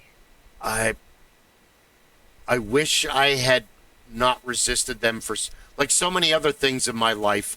What I was introduced to was actually really cool, but I was too ignorant to appreciate it until later, like so many other things. So what's interesting is, so you've got Rush, you've got Bryan Adams, but then you've got a lot of really awesome Canadian bands that you only really know about if you were really into music and MTV in the 80s and the 90s, or you were lucky enough to see it later on Beavis and Butthead. And that's Beavis and Butthead on MTV, not the Beavis and Butthead on... Because my daughter watched it on Netflix, and she was like, oh, it was all right. Like, you don't... What? That's because they don't have the licensing to reshow all those videos. And so that was the money part of Beavis and Butthead. Yeah. Was them sitting there cracking on the videos. That was... Because these kids are fucking stupid, and they don't know who they're making fun of, and you're like, that's a really good band. And they're like, that guy sucks. And it's like, to be 14 and invincible again. But what was really interesting is when you go out and it's like, okay, you got Rush, you got Bryan Adams, and then there's a band called The Odds, and they do like rock. They do like, pretty decent rock. So they have this song called Heterosexual Man, and 3 of the cast members of Kids in the Hall are in the video. Like Dave Foley is the main. He's a dude that becomes a woman when he goes to the bathroom. It's a silly, fun video. It makes no sense. You want to see a pretty bizarre video. There's this one by the Foo Fighters called Low. I'll check it out. Stars, I think it's...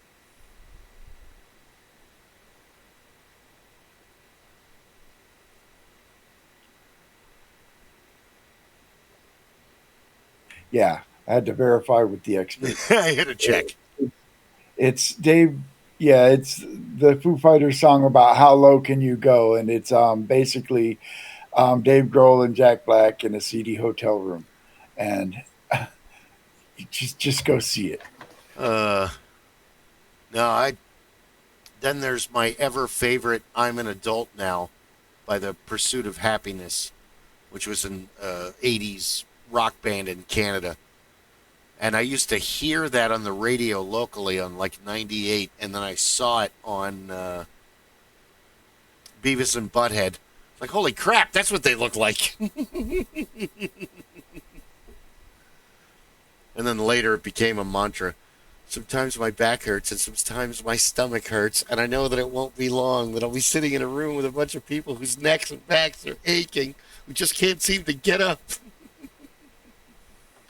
Oh my God, that's so prophetic. So it's interesting. I don't know of any popular Canadian bands now. Go ahead and list them down below. I'll learn. I'm capable. I'm teachable. I'm trying to think of some current Canadian bands, and I probably know of some and don't know that they're Canadian. There you go. I think it's hilarious that when you watch Canadian shows that they refer to America as the lower 48. That's okay. We call you America's hat.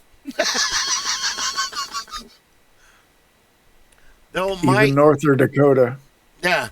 My parent, even in Philadelphia, you got Canadian humor. There were Canadian shows. There was Canadian stuff. So my dad already knew about SCTV, and I remember before John Candy was in like National Lampoon and Stripes and things like that. He was just on SCTV, and you had to. I remember watching that late at night because it was syndicated. The best was when they did the Schmengi brothers, and he was Johnny LaRue, and they had a bunch of recurring characters on that show that were pretty funny. The best one was Andrea Martin played like Guy Caballero was the CEO of SCTV, but she played a character that was always in leopard print, and she was super over the top and obnoxious. And at the end of every sentence, she would go, "Pooh-ha!"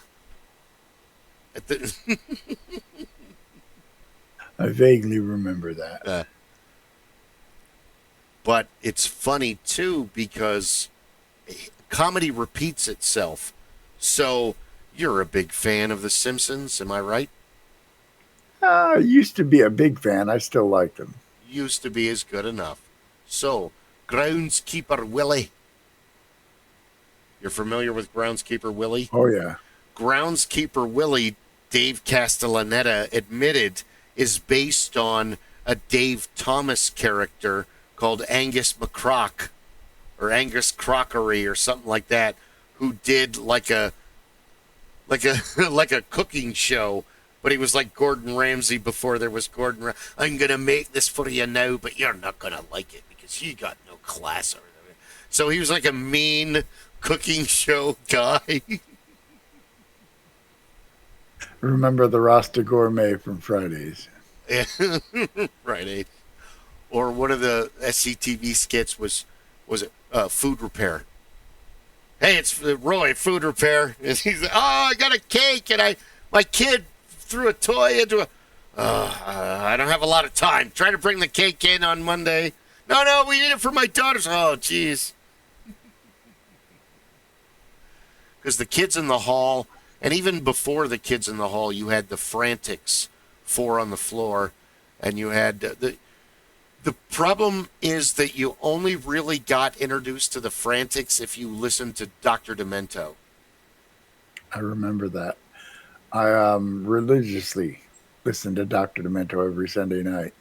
And they did the Last Will and Temperament. And to Jenny, and to this person I leave, a boot to the head. And another one for Jenny and the Wimp. Oh, ah! Or they did Taekwon Leap. Enter, students, and sit at the feet of the master. Oh! When can I start trashing bozos? Or they did the gross contest, where they pretended they were 3 kids playing in the sandbox. Oh, I remember that. I can do this. What's the prize? It's a kind of sandy Mars bar. The best part is, hey, what are you doing in the sandbox? Oh, just playing with my mom's sewing machine. Oh, I would be killed if I did something like that. I would literally be killed Some right of the there. I things would be beaten to death right on the Some spot. of the things I did as a kid. Fire was fun. I love fire. I was burning stuff up for the past 3 days out there at the ranch. Fire is fascinating. Yeah. There's going to be fire if you put me near an area that has a fire pit. I brought my own lighter.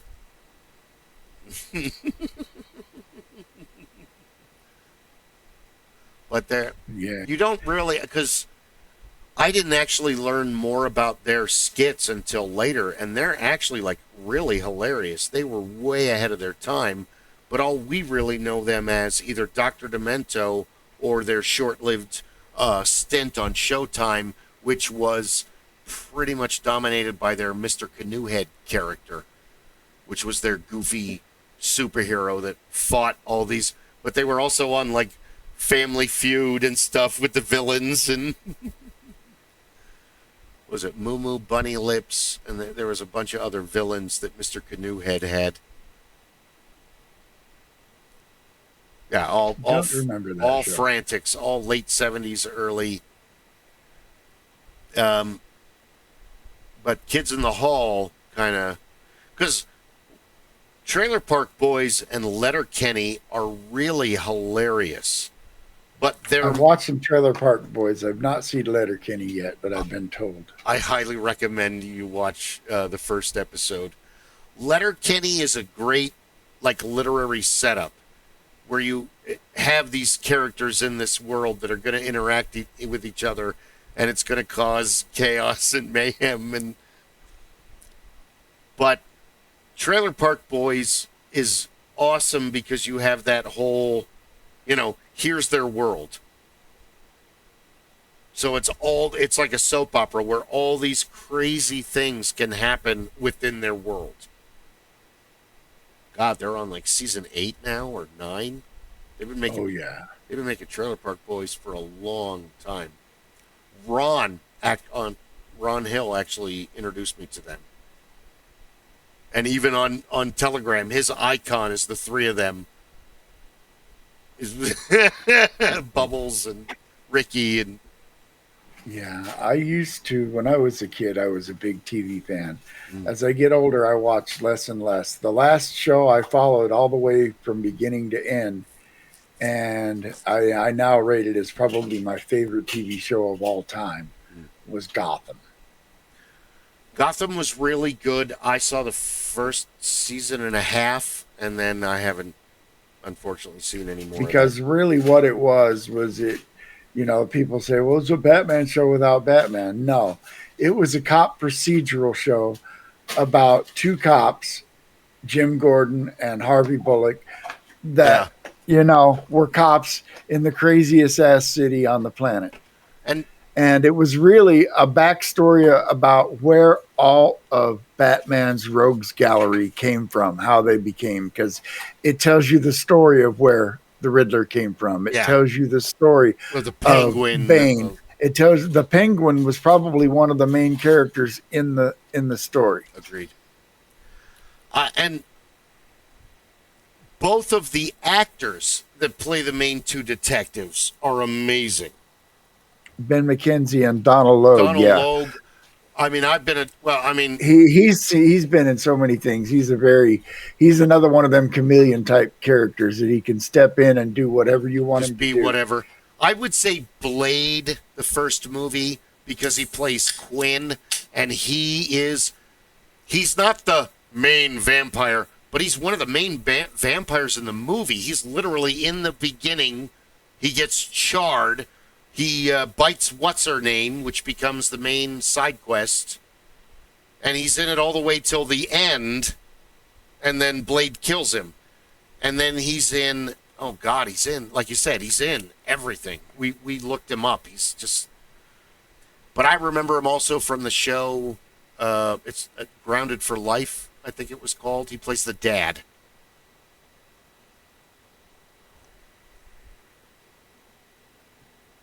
But yeah, And I it's thought like he. that. Oh, go ahead. I thought Gotham was a very good character study of, the various villains. I think he And was. didn't. Oh, go ahead. No, go ahead. I think he was a very good take on Bullock, as opposed to having Bullock in the animated series, played by oh God, what's his name? Where he's more of a fat slob who's He's a fat slob and a thug with a badge.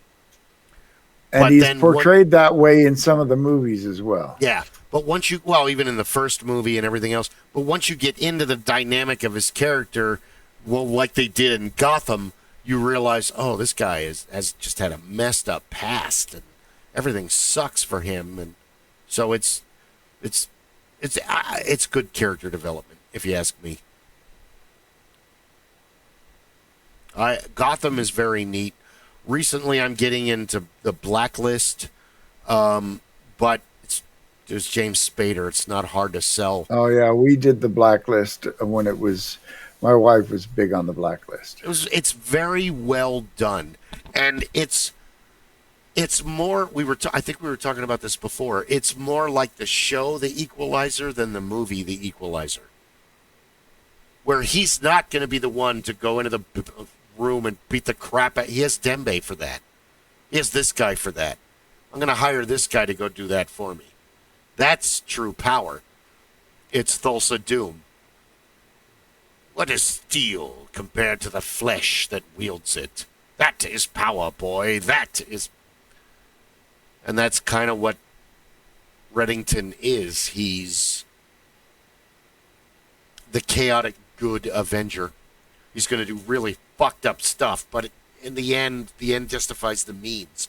So even though he killed all these people, only 2 of them were innocent, but look at everybody he saved.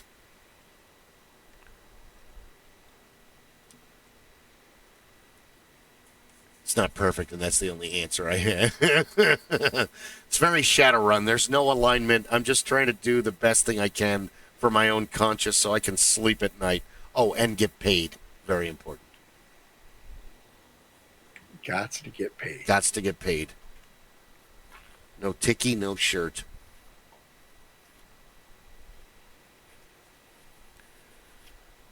That's a problem with a lot of modern movies lately and shows is you guys are like focused on either the mundane or the suffering. You haven't built the story. We don't know why the character's suffering.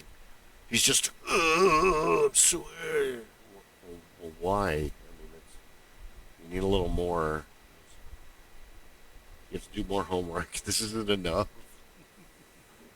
Yes. Right now, there's a show my wife and I are watching. It's called From, and it's by the people that brought us Lost. And I'm starting to think that it's one of those shows where, it starts off, people are drawn together to this mysterious place, no explanation of why they can't leave, et cetera, et cetera. And, I was hoping that this story has a plan and that it's actually going to go somewhere.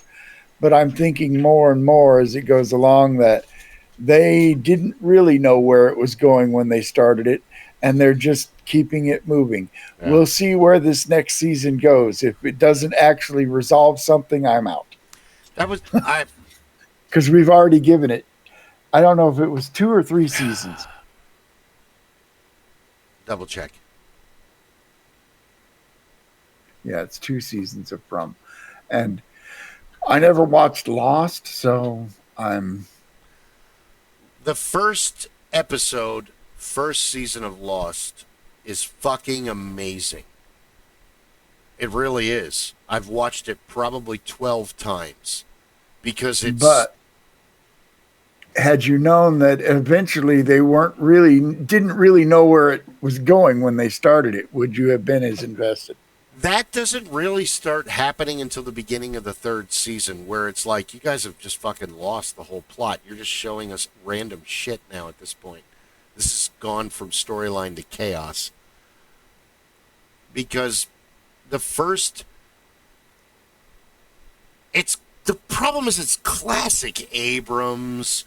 You've got this amazing cast. Here's these amazing sets. The cinematography is amazing.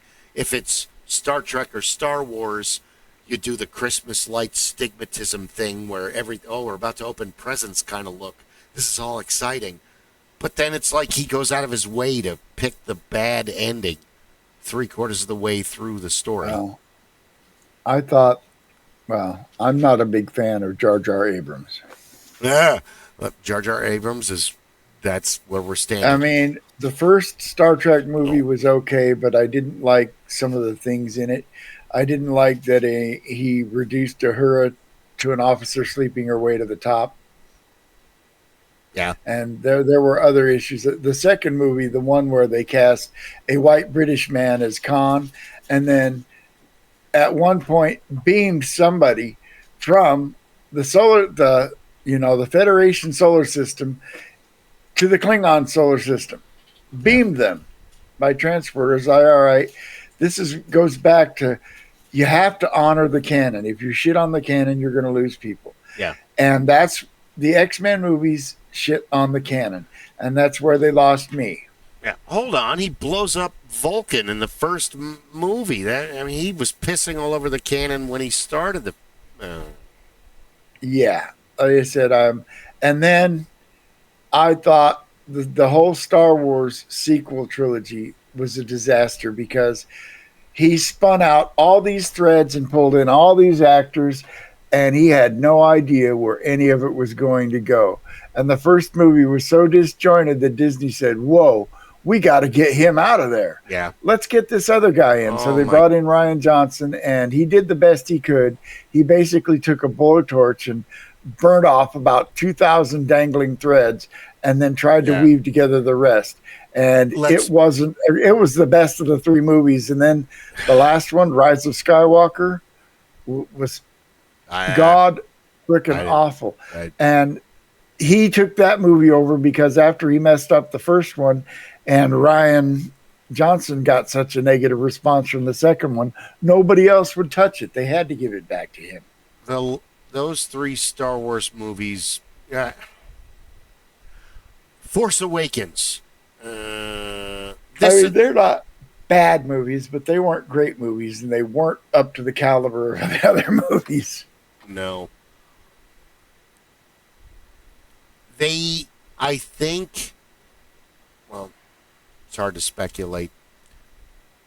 I think a great majority of the problem of the Force Awakens is that you wanted to recapture that James Bond and the original 6 movies of, we're going to throw you right into the action, folks. It's going to be bam, glam, super bowie, whoa, whoa, whoa. But you have to have some substance within that. So the fact that he's basically going, everything you know about Star Wars, forget about that. We're going to go do this, and this is the thing now.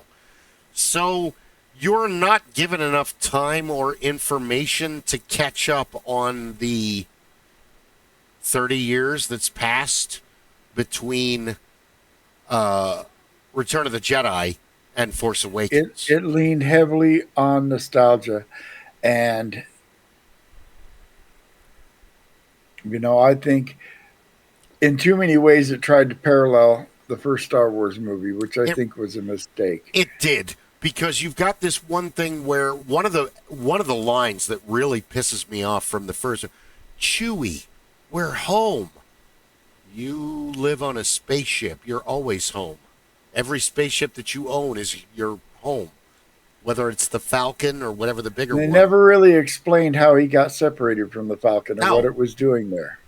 Not only that, it's the whole midichlorian thing was just kind of like in the first 3, and it didn't really help any, and it in fact hurt a lot of plot development, because by the time you get to Rey, she's a super indestructible Mary Sue, Supergirl type, where she doesn't have to learn anything. She doesn't have to practice. We don't have to. She just naturally, she's a fish to water. This isn't Dune.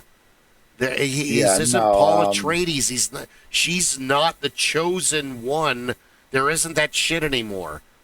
So it was hard. I didn't see the third one, but they were just hard to swallow because it was like listening to fourth graders make up more Star Wars. it was. I think they gave the reins to the sequel trilogy to J.J. Abrams because at the time Lost was riding high. He was a big name, and they went with a big name rather than go with somebody that really respected Star Wars. Yeah. Imagine if Dave Filoni had, I mean, he was nobody back then. He would never have gotten the opportunity, but he's the guy that's basically brought us all of this wonderful Star Wars TV, the Mandalorian stuff, a lot of the Clone Wars stuff, which if you've not watched the Clone Wars animated series, you need to. It is the most Star Wars out there. Yeah. It tells the entire story between the second and the third movie, and it actually somewhat redeems the whiny bitch that Anakin Skywalker was in the two films. I think that the first three movies, the main problem is that Lucas is older. And he suffers from everything that a man goes through when... Well, yeah, that and, the first two movies, Star Wars and The Empire Strikes Back, are a cut above everything else. And part of that is that George Lucas's wife, ex-wife, Marcia Lucas, was an A-list screenwriter. She cleaned up American Graffiti and made it into a screenplay that could be filmed. She cleaned up Star Wars. She cleaned up Empire Strikes Back. She cleaned up Raiders of the Lost Ark. Yeah. And then she was blackballed out of the industry. And you could see a big difference in the writing between Empire Strikes Back and Return of the Jedi. And Return of the Jedi, yeah. And everything from Return of the Jedi on has been a little bit sillier, a little bit campier, which I don't mind. I think that's what Lucas originally intended. Yeah. Well, Mark Firestone, one of Paul's good friends who I know you've met, and I know Mark. Yeah. Mark said it best. Luke Skywalker, pawn of the galaxy. But his best take was on Han Solo, and the more that I heard that in 1993 and turned it over in my mind, or 92 or whatever year it was, it still makes sense to this day. Maybe you'd like it back in your cell, princess. First movie. Second movie. I love you. I know. Third movie. Well, if you'd rather be with Luke. What the fuck happened to Han Solo? What, he was frozen and his balls never unfroze? The reason he was frozen at the end of the second movie is Harrison Ford had not yet committed to making a third movie. He didn't like the role of Han Solo. He thought it was shallow. Don't defend the bad writing. Yes. He didn't like Han Solo, and he wanted George Lucas to kill him off. Harrison Ford is a prolific actor for being just an average guy, a lot like the Bruce Willis kind of, playing a superhero that's not really a superhero. But he didn't really like Han Solo or Deckard at all. He enjoyed Indiana Jones a lot more. If you listen to the interviews. Because in Blade Runner, he was like, I'm a detective. Detective that's not detecting anything. But he's Gary Cooper in Star Wars. He's basically a gunslinger. Yeah, and that's why when they redid the movies and made it to where Greedo had shot at Han. And then you have the Han shot first people. Well, I disagree. Han didn't shoot first. Han shot, period. There were no multiple shots. Han shot, period. Yeah. Han shot once, Greedo died. Not Han shot first. Because Han is a good shot. He was a good... he was a detective in the Carillion... Because he still wears the blood stripe pants. all No, I through. believe he was supposed to be a pilot. But he still cares about it because, or he's had plenty of time to change his pants. True. Now, I think there's a possibility that, he was force sensitive. Probably true. In fact, because sometimes people that aren't trained in it just manifest, luck. Look at Leia. He managed to blind shoot Boba Fett's jetpack while hanging upside down off the side of Jabba's pleasure barge. I'll give you that in the third movie, but to strengthen your theory in the first two movies, honestly, what are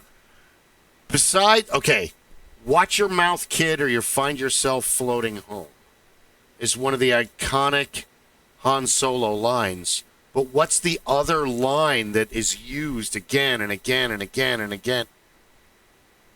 I got a bad feeling about this. Anytime any of them, I think that sets up its own karma. Being force sensitive is stretch out with your feelings, Luke. Feel. Yeah, I got it. Also, and you have to watch the Clone Wars series to completely understand this. I haven't seen all of them. Jar Jar Binks is force sensitive. Big time. And it manifests as, happy luck. Think of in the first movie, he stumbles and he accidentally releases a whole bunch of the neutralization orbs that roll downhill and take out a whole bunch of. He gets a droid stuck to his leg, and as he's trying to kick it off, the droid is shooting other droids. Things like that. He cannot consciously manipulate the Force, but he does anyway. But he's kind of a victim. Yeah, he's an... And at one point in the Clone Wars, he actually, and I don't remember which episode, Boss Nass is wanting to do something, and he's like, no, you should do this. And waved his hand, and Boss Nass is like, no, I should do this. He pulled a Jedi mind trick. It's not that surprising. Jar Jar Binks is basically hey, we don't want them to get sick of R2-D2 and C-3PO, but we still need comic relief. Because they're kind of pulled back in that capacity where they're not really... in A New Hope, 3PO and R2 are main characters. Yes. You pretty much start with them. I think the whole series, all of it, is about them. No argument here. None. All of it. And the fact that you can play a droid in the tabletop RPG, and that 3PO has had a mind erase several times, but R2 never has, so that gives him more glitches. Yes. Now, think about this. In A New Hope, who are the first two characters you meet? C-3PO and R2-D2. They're running around the ship just before They're running around the ship, and then you meet Leia, the Empire. And then, yes. R2. I think that's the first spoken, if memory serves. But yes. R2 and 3PO, and especially because if you take Han Solo, he absolutely hates droids. He's not a real big fan of technology beyond his blaster and the Falcon. Chewie is the tech. Chewie handles all of the maintenance. And the best scene of that is when they're at Hoth and they're trying to leave, and Chewie starts talking, and Han's working at something, and all of a sudden he gets real... No! Do not take that apart right now. We're trying to get out of here.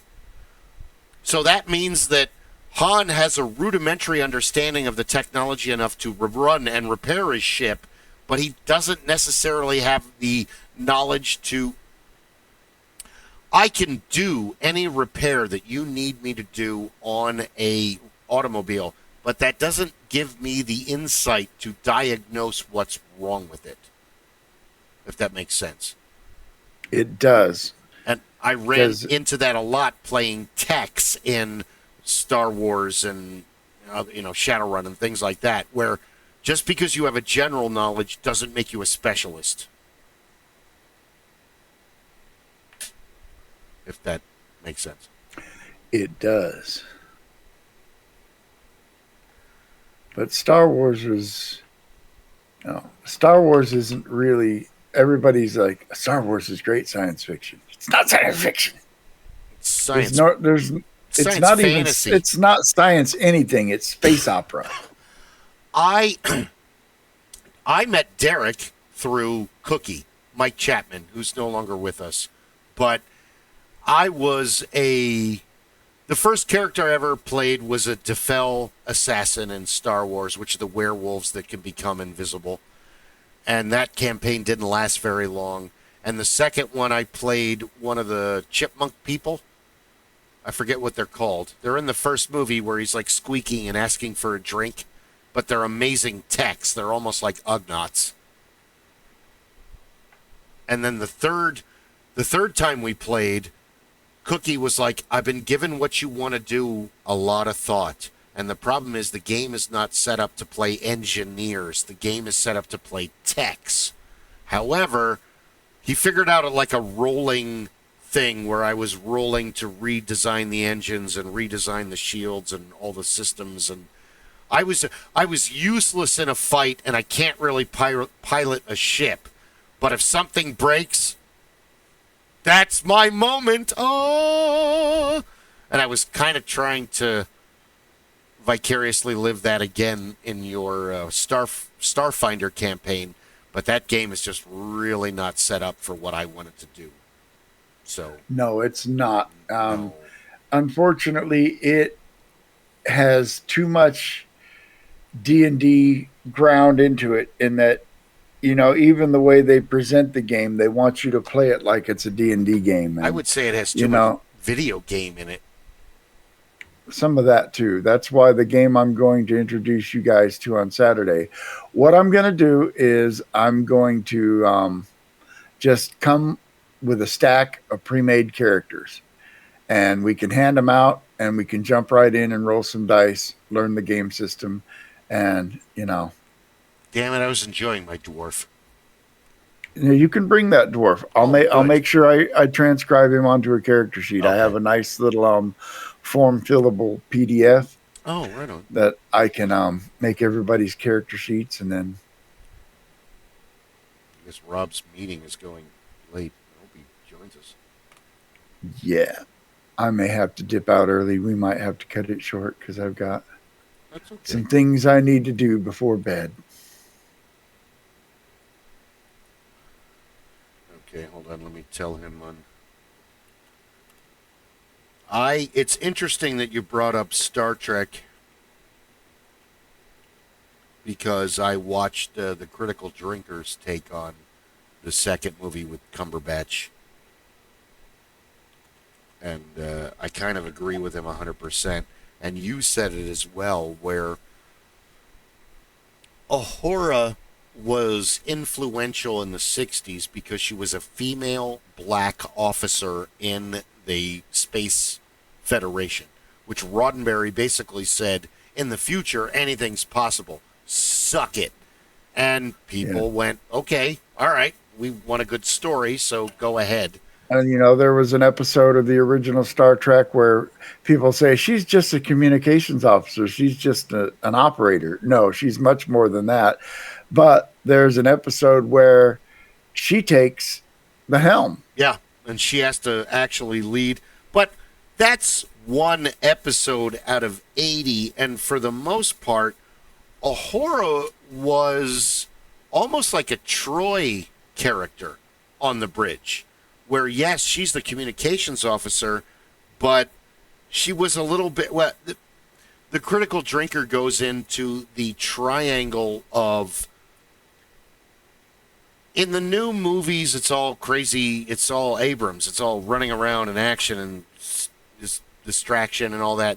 But in the old show, in the first iteration of Star Trek, Kirk didn't do that. He was an intelligent and caring captain. Yeah, he was sleeping with the women that were aliens.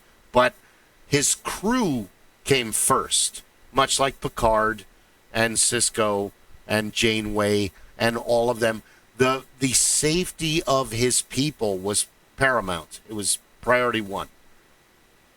Where you in the newer movies, you have this devil may care attitude, but what's happened and what he went off on, and I posted it and I'll repost it again, where he talks about McCoy and Spock were the original trifecta of main characters. Kirk, Spock, McCoy. McCoy represented the raw human empathy of the humanitarianism, the humanitarian Yes, he aspect was of the it. non-military guy. Whereas He was the country doctor. I'm just an old farm doctor. Where Spock was cold, calculating logic. Here's what's going on. Here's your solution. I think it's best we should do this. So often, Kirk didn't argue with either one of them. They argued with each other. And you were watching a lot of, dare I say it, no, we don't want to get political, but it was a bit of, I don't want to use the word satirical, but a lot like the same way that we've been talking about the X-Men mirrored the race situation in the 60s.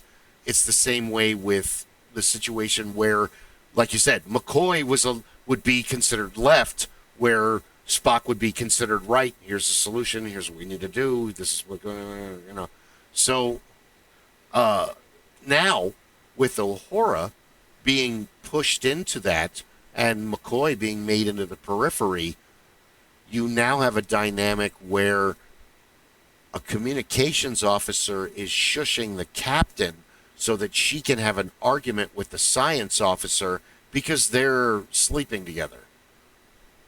That's not how the Navy works. Yeah, no.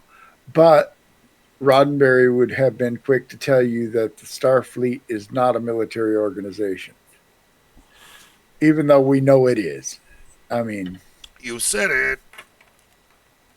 Yeah, Rob said sorry. He said good night, everybody. It's not. It's a paramilitary organization, but really it is. It's the Navy, because he sold it to them as a naval story. And then, what do you mean it's in space? He tricked us. Well, no, he just made it better. But from the pilot, with Pike, you've had female officers. So the problem with Abrams is you're taking a very bad loophole and you're allowing, you're pushing the female officer, but you're giving her base soap opera crap to dialogue. You know, she's bringing her personal shit with Spock into their job while people's lives are at stake. It kind of diminished the character to me. Thank you. I'm glad you said it. I didn't have it. All four of them. It diminishes Kirk. It diminishes Uhura. It diminishes McCoy and Spock. And you have the rest of the cast going, okay. And not only that, that's kind of like bad writing, because like classic Abrams, you have an amazing cast. You've got Carl Urban and Simon Pegg and Chris Pine, and you've got all these amazing actors. We shouldn't be having to hear that Uhura's upset because Spock's ignoring her, and he's a Vulcan, honey. You're going to get ignored. I mean, that's Spock's whole thing in the 66 and 68. Fascinating. That was Spock's holy shit phrase. Fascinating. Anytime he met something that was scientifically bizarre, fascinating. You don't hear that at all in the new movies. Dude, that was like, you waited for that in the show. I mean, yes, I'm an uber geek. I watch the show many times, and Fry on Futurama is right. You know, Star Trek, about 80 episodes, about 30 good ones.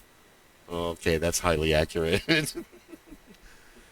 Because even Uhura has the green glow of space.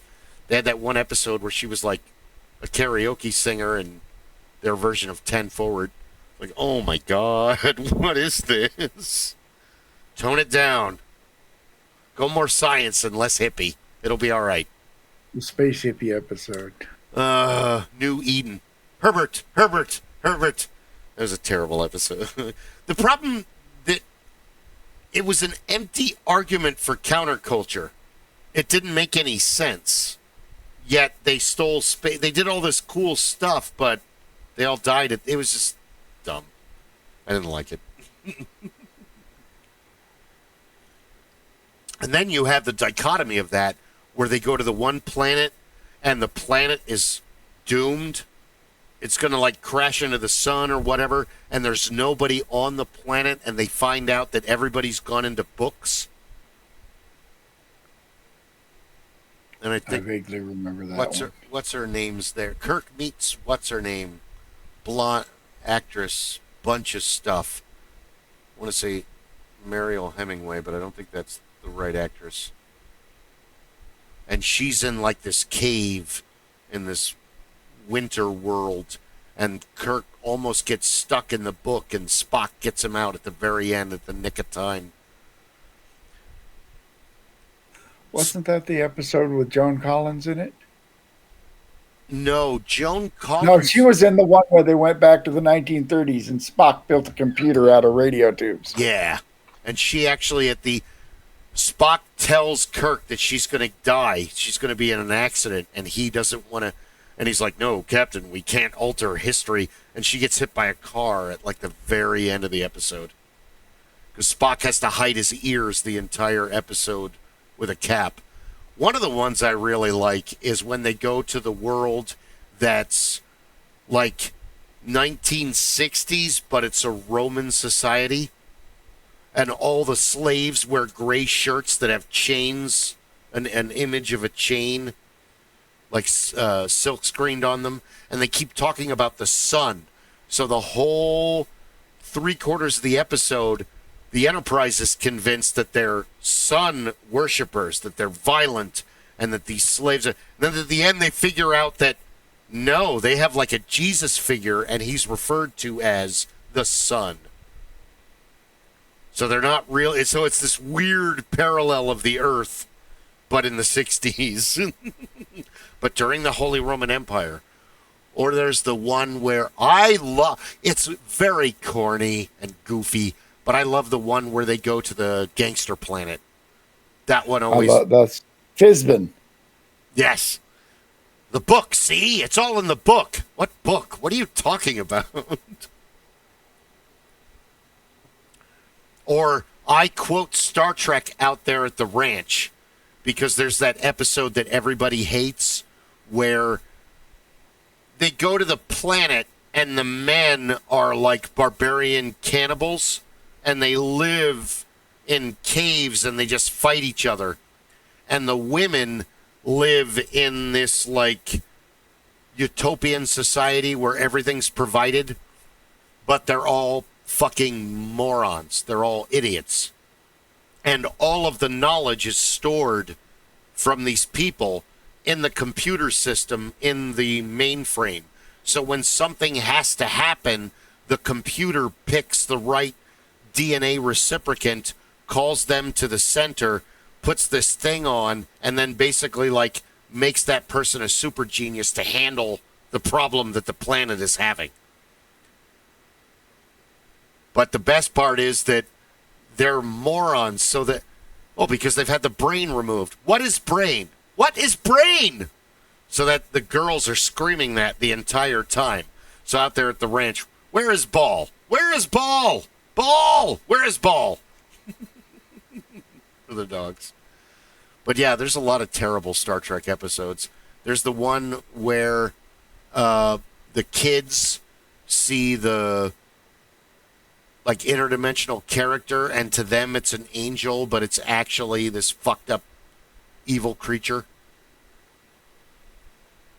And it's making them do all this stuff, and they kill all the angel kills the parents. I am the angel of goodness, but he's really not. No. Or the salt monster that looks like a lady, but she's really that creepy. sea hag looking thing. She thrives on salt. I think the Next Generation suffered from that also. It didn't really, I think, hit its stride till the third season when they really started actually writing episodes. And yeah, I love the Next Generation, but I loved it too. But there were a lot of episodes that were very iffy. They put the Asian guy in the dress for the first season. Yeah, you're right, because the Next Generation starts off kind of rocky. Farpoint Station is very good, but then it's kind of, like you said, it doesn't really get into its own until about the third season. Yeah. And by then, I think Babylon 5 had come along. Well, Babylon 5 was much later. I just started. And Babylon 5 was a way better than, in my opinion, than the Next Generation as a TV series. A lot of points. I've just started watching Babylon 5, and I really don't like the way that you have to catch up, because I'm only on episode 3 or 4. It's on Tubi, the future. So I'm going to keep watching it because amazing cast, and so far Are you on the first season? Because the first season's kind of rough, because that's a season where they didn't have a budget, and so the sets look really hokey and the special effects are really shitty. I'm okay. And if you can get through the first season, the second season is where the story really jumps off. I'm okay with hokey. I'm okay with cheap, but writing that doesn't give you all the information, now you're just making me angry because, we had this war and we killed people. Anyway, this totally other topic. Wait. Go back to the what? Yeah, that's told over the whole 5-year arc. Because that war is a central part of the whole story.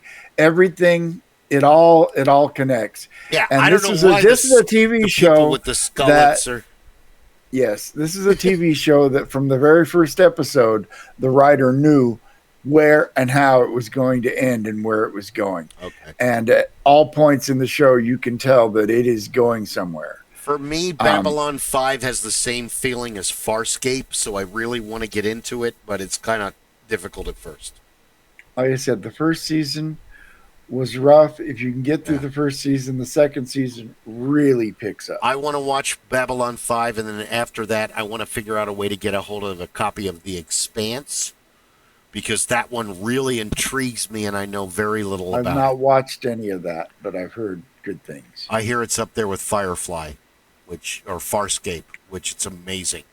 Honestly, Firefly was okay. I think it's remembered with nostalgia as being a lot better than it actually was. I really liked it. And I liked it, but I think a lot of people only liked it because they were Joss Whedon fanboys. I tend to disagree. Not everybody, but, my wife, who is a Joss Whedon fanboy, didn't like it. She thought it was just okay. Here we go. You know how old this is, like the first iteration of the DVDs. That's how old this is. But I like Firefly, and I hope you'll agree with me on this, because it's Blake 7. It's the same setup, a bunch of criminals on a ship that don't get along, that don't really, they're not from the same background. They all have to work together, and they really don't like each other. That's Blake 7. America always steals from England. Steptoe and Son, Sanford and Son. What was the Three's Company? But Space Above and Beyond, Earth 2, The Expanse. These are all shows. There's one called The Ark something that I never got to see in that time period that I really wanted to see, but it just didn't happen. Like so many other shows I didn't see Buffy the Vampire Slayer until after, living with Christine, because I was at work. Yeah, it was on the air at a time when I really, was working in the evenings at a radio station and didn't get to watch much TV at all. There's so many shows that, I wanted to see that, but I was at work. And so I can honestly say I've only maybe ever seen a handful of Buffy episodes. I watched them all.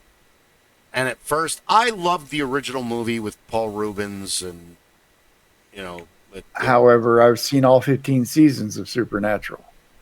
up to 9. And I really enjoyed Supernatural. It was a very good show. There's a good chemistry between the brothers and all the main characters, really. And it was a good show.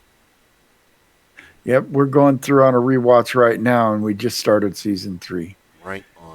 We blame Coffee's mom because we went to Chicago to visit her, and she had been binge watching it. Watching Supernatural. And so we got back on the Supernatural kick, and so we're going through it. There's a lot of shows from the early 80s that I want to re-watch. Beauty and the Beast, Misfits of Science, V, Tales of the Golden Monkey. And I remember I watched them, but I don't remember them. You know what I mean? It's like I know I was there. I know I saw it, but Yes. it's kind of fuzzy.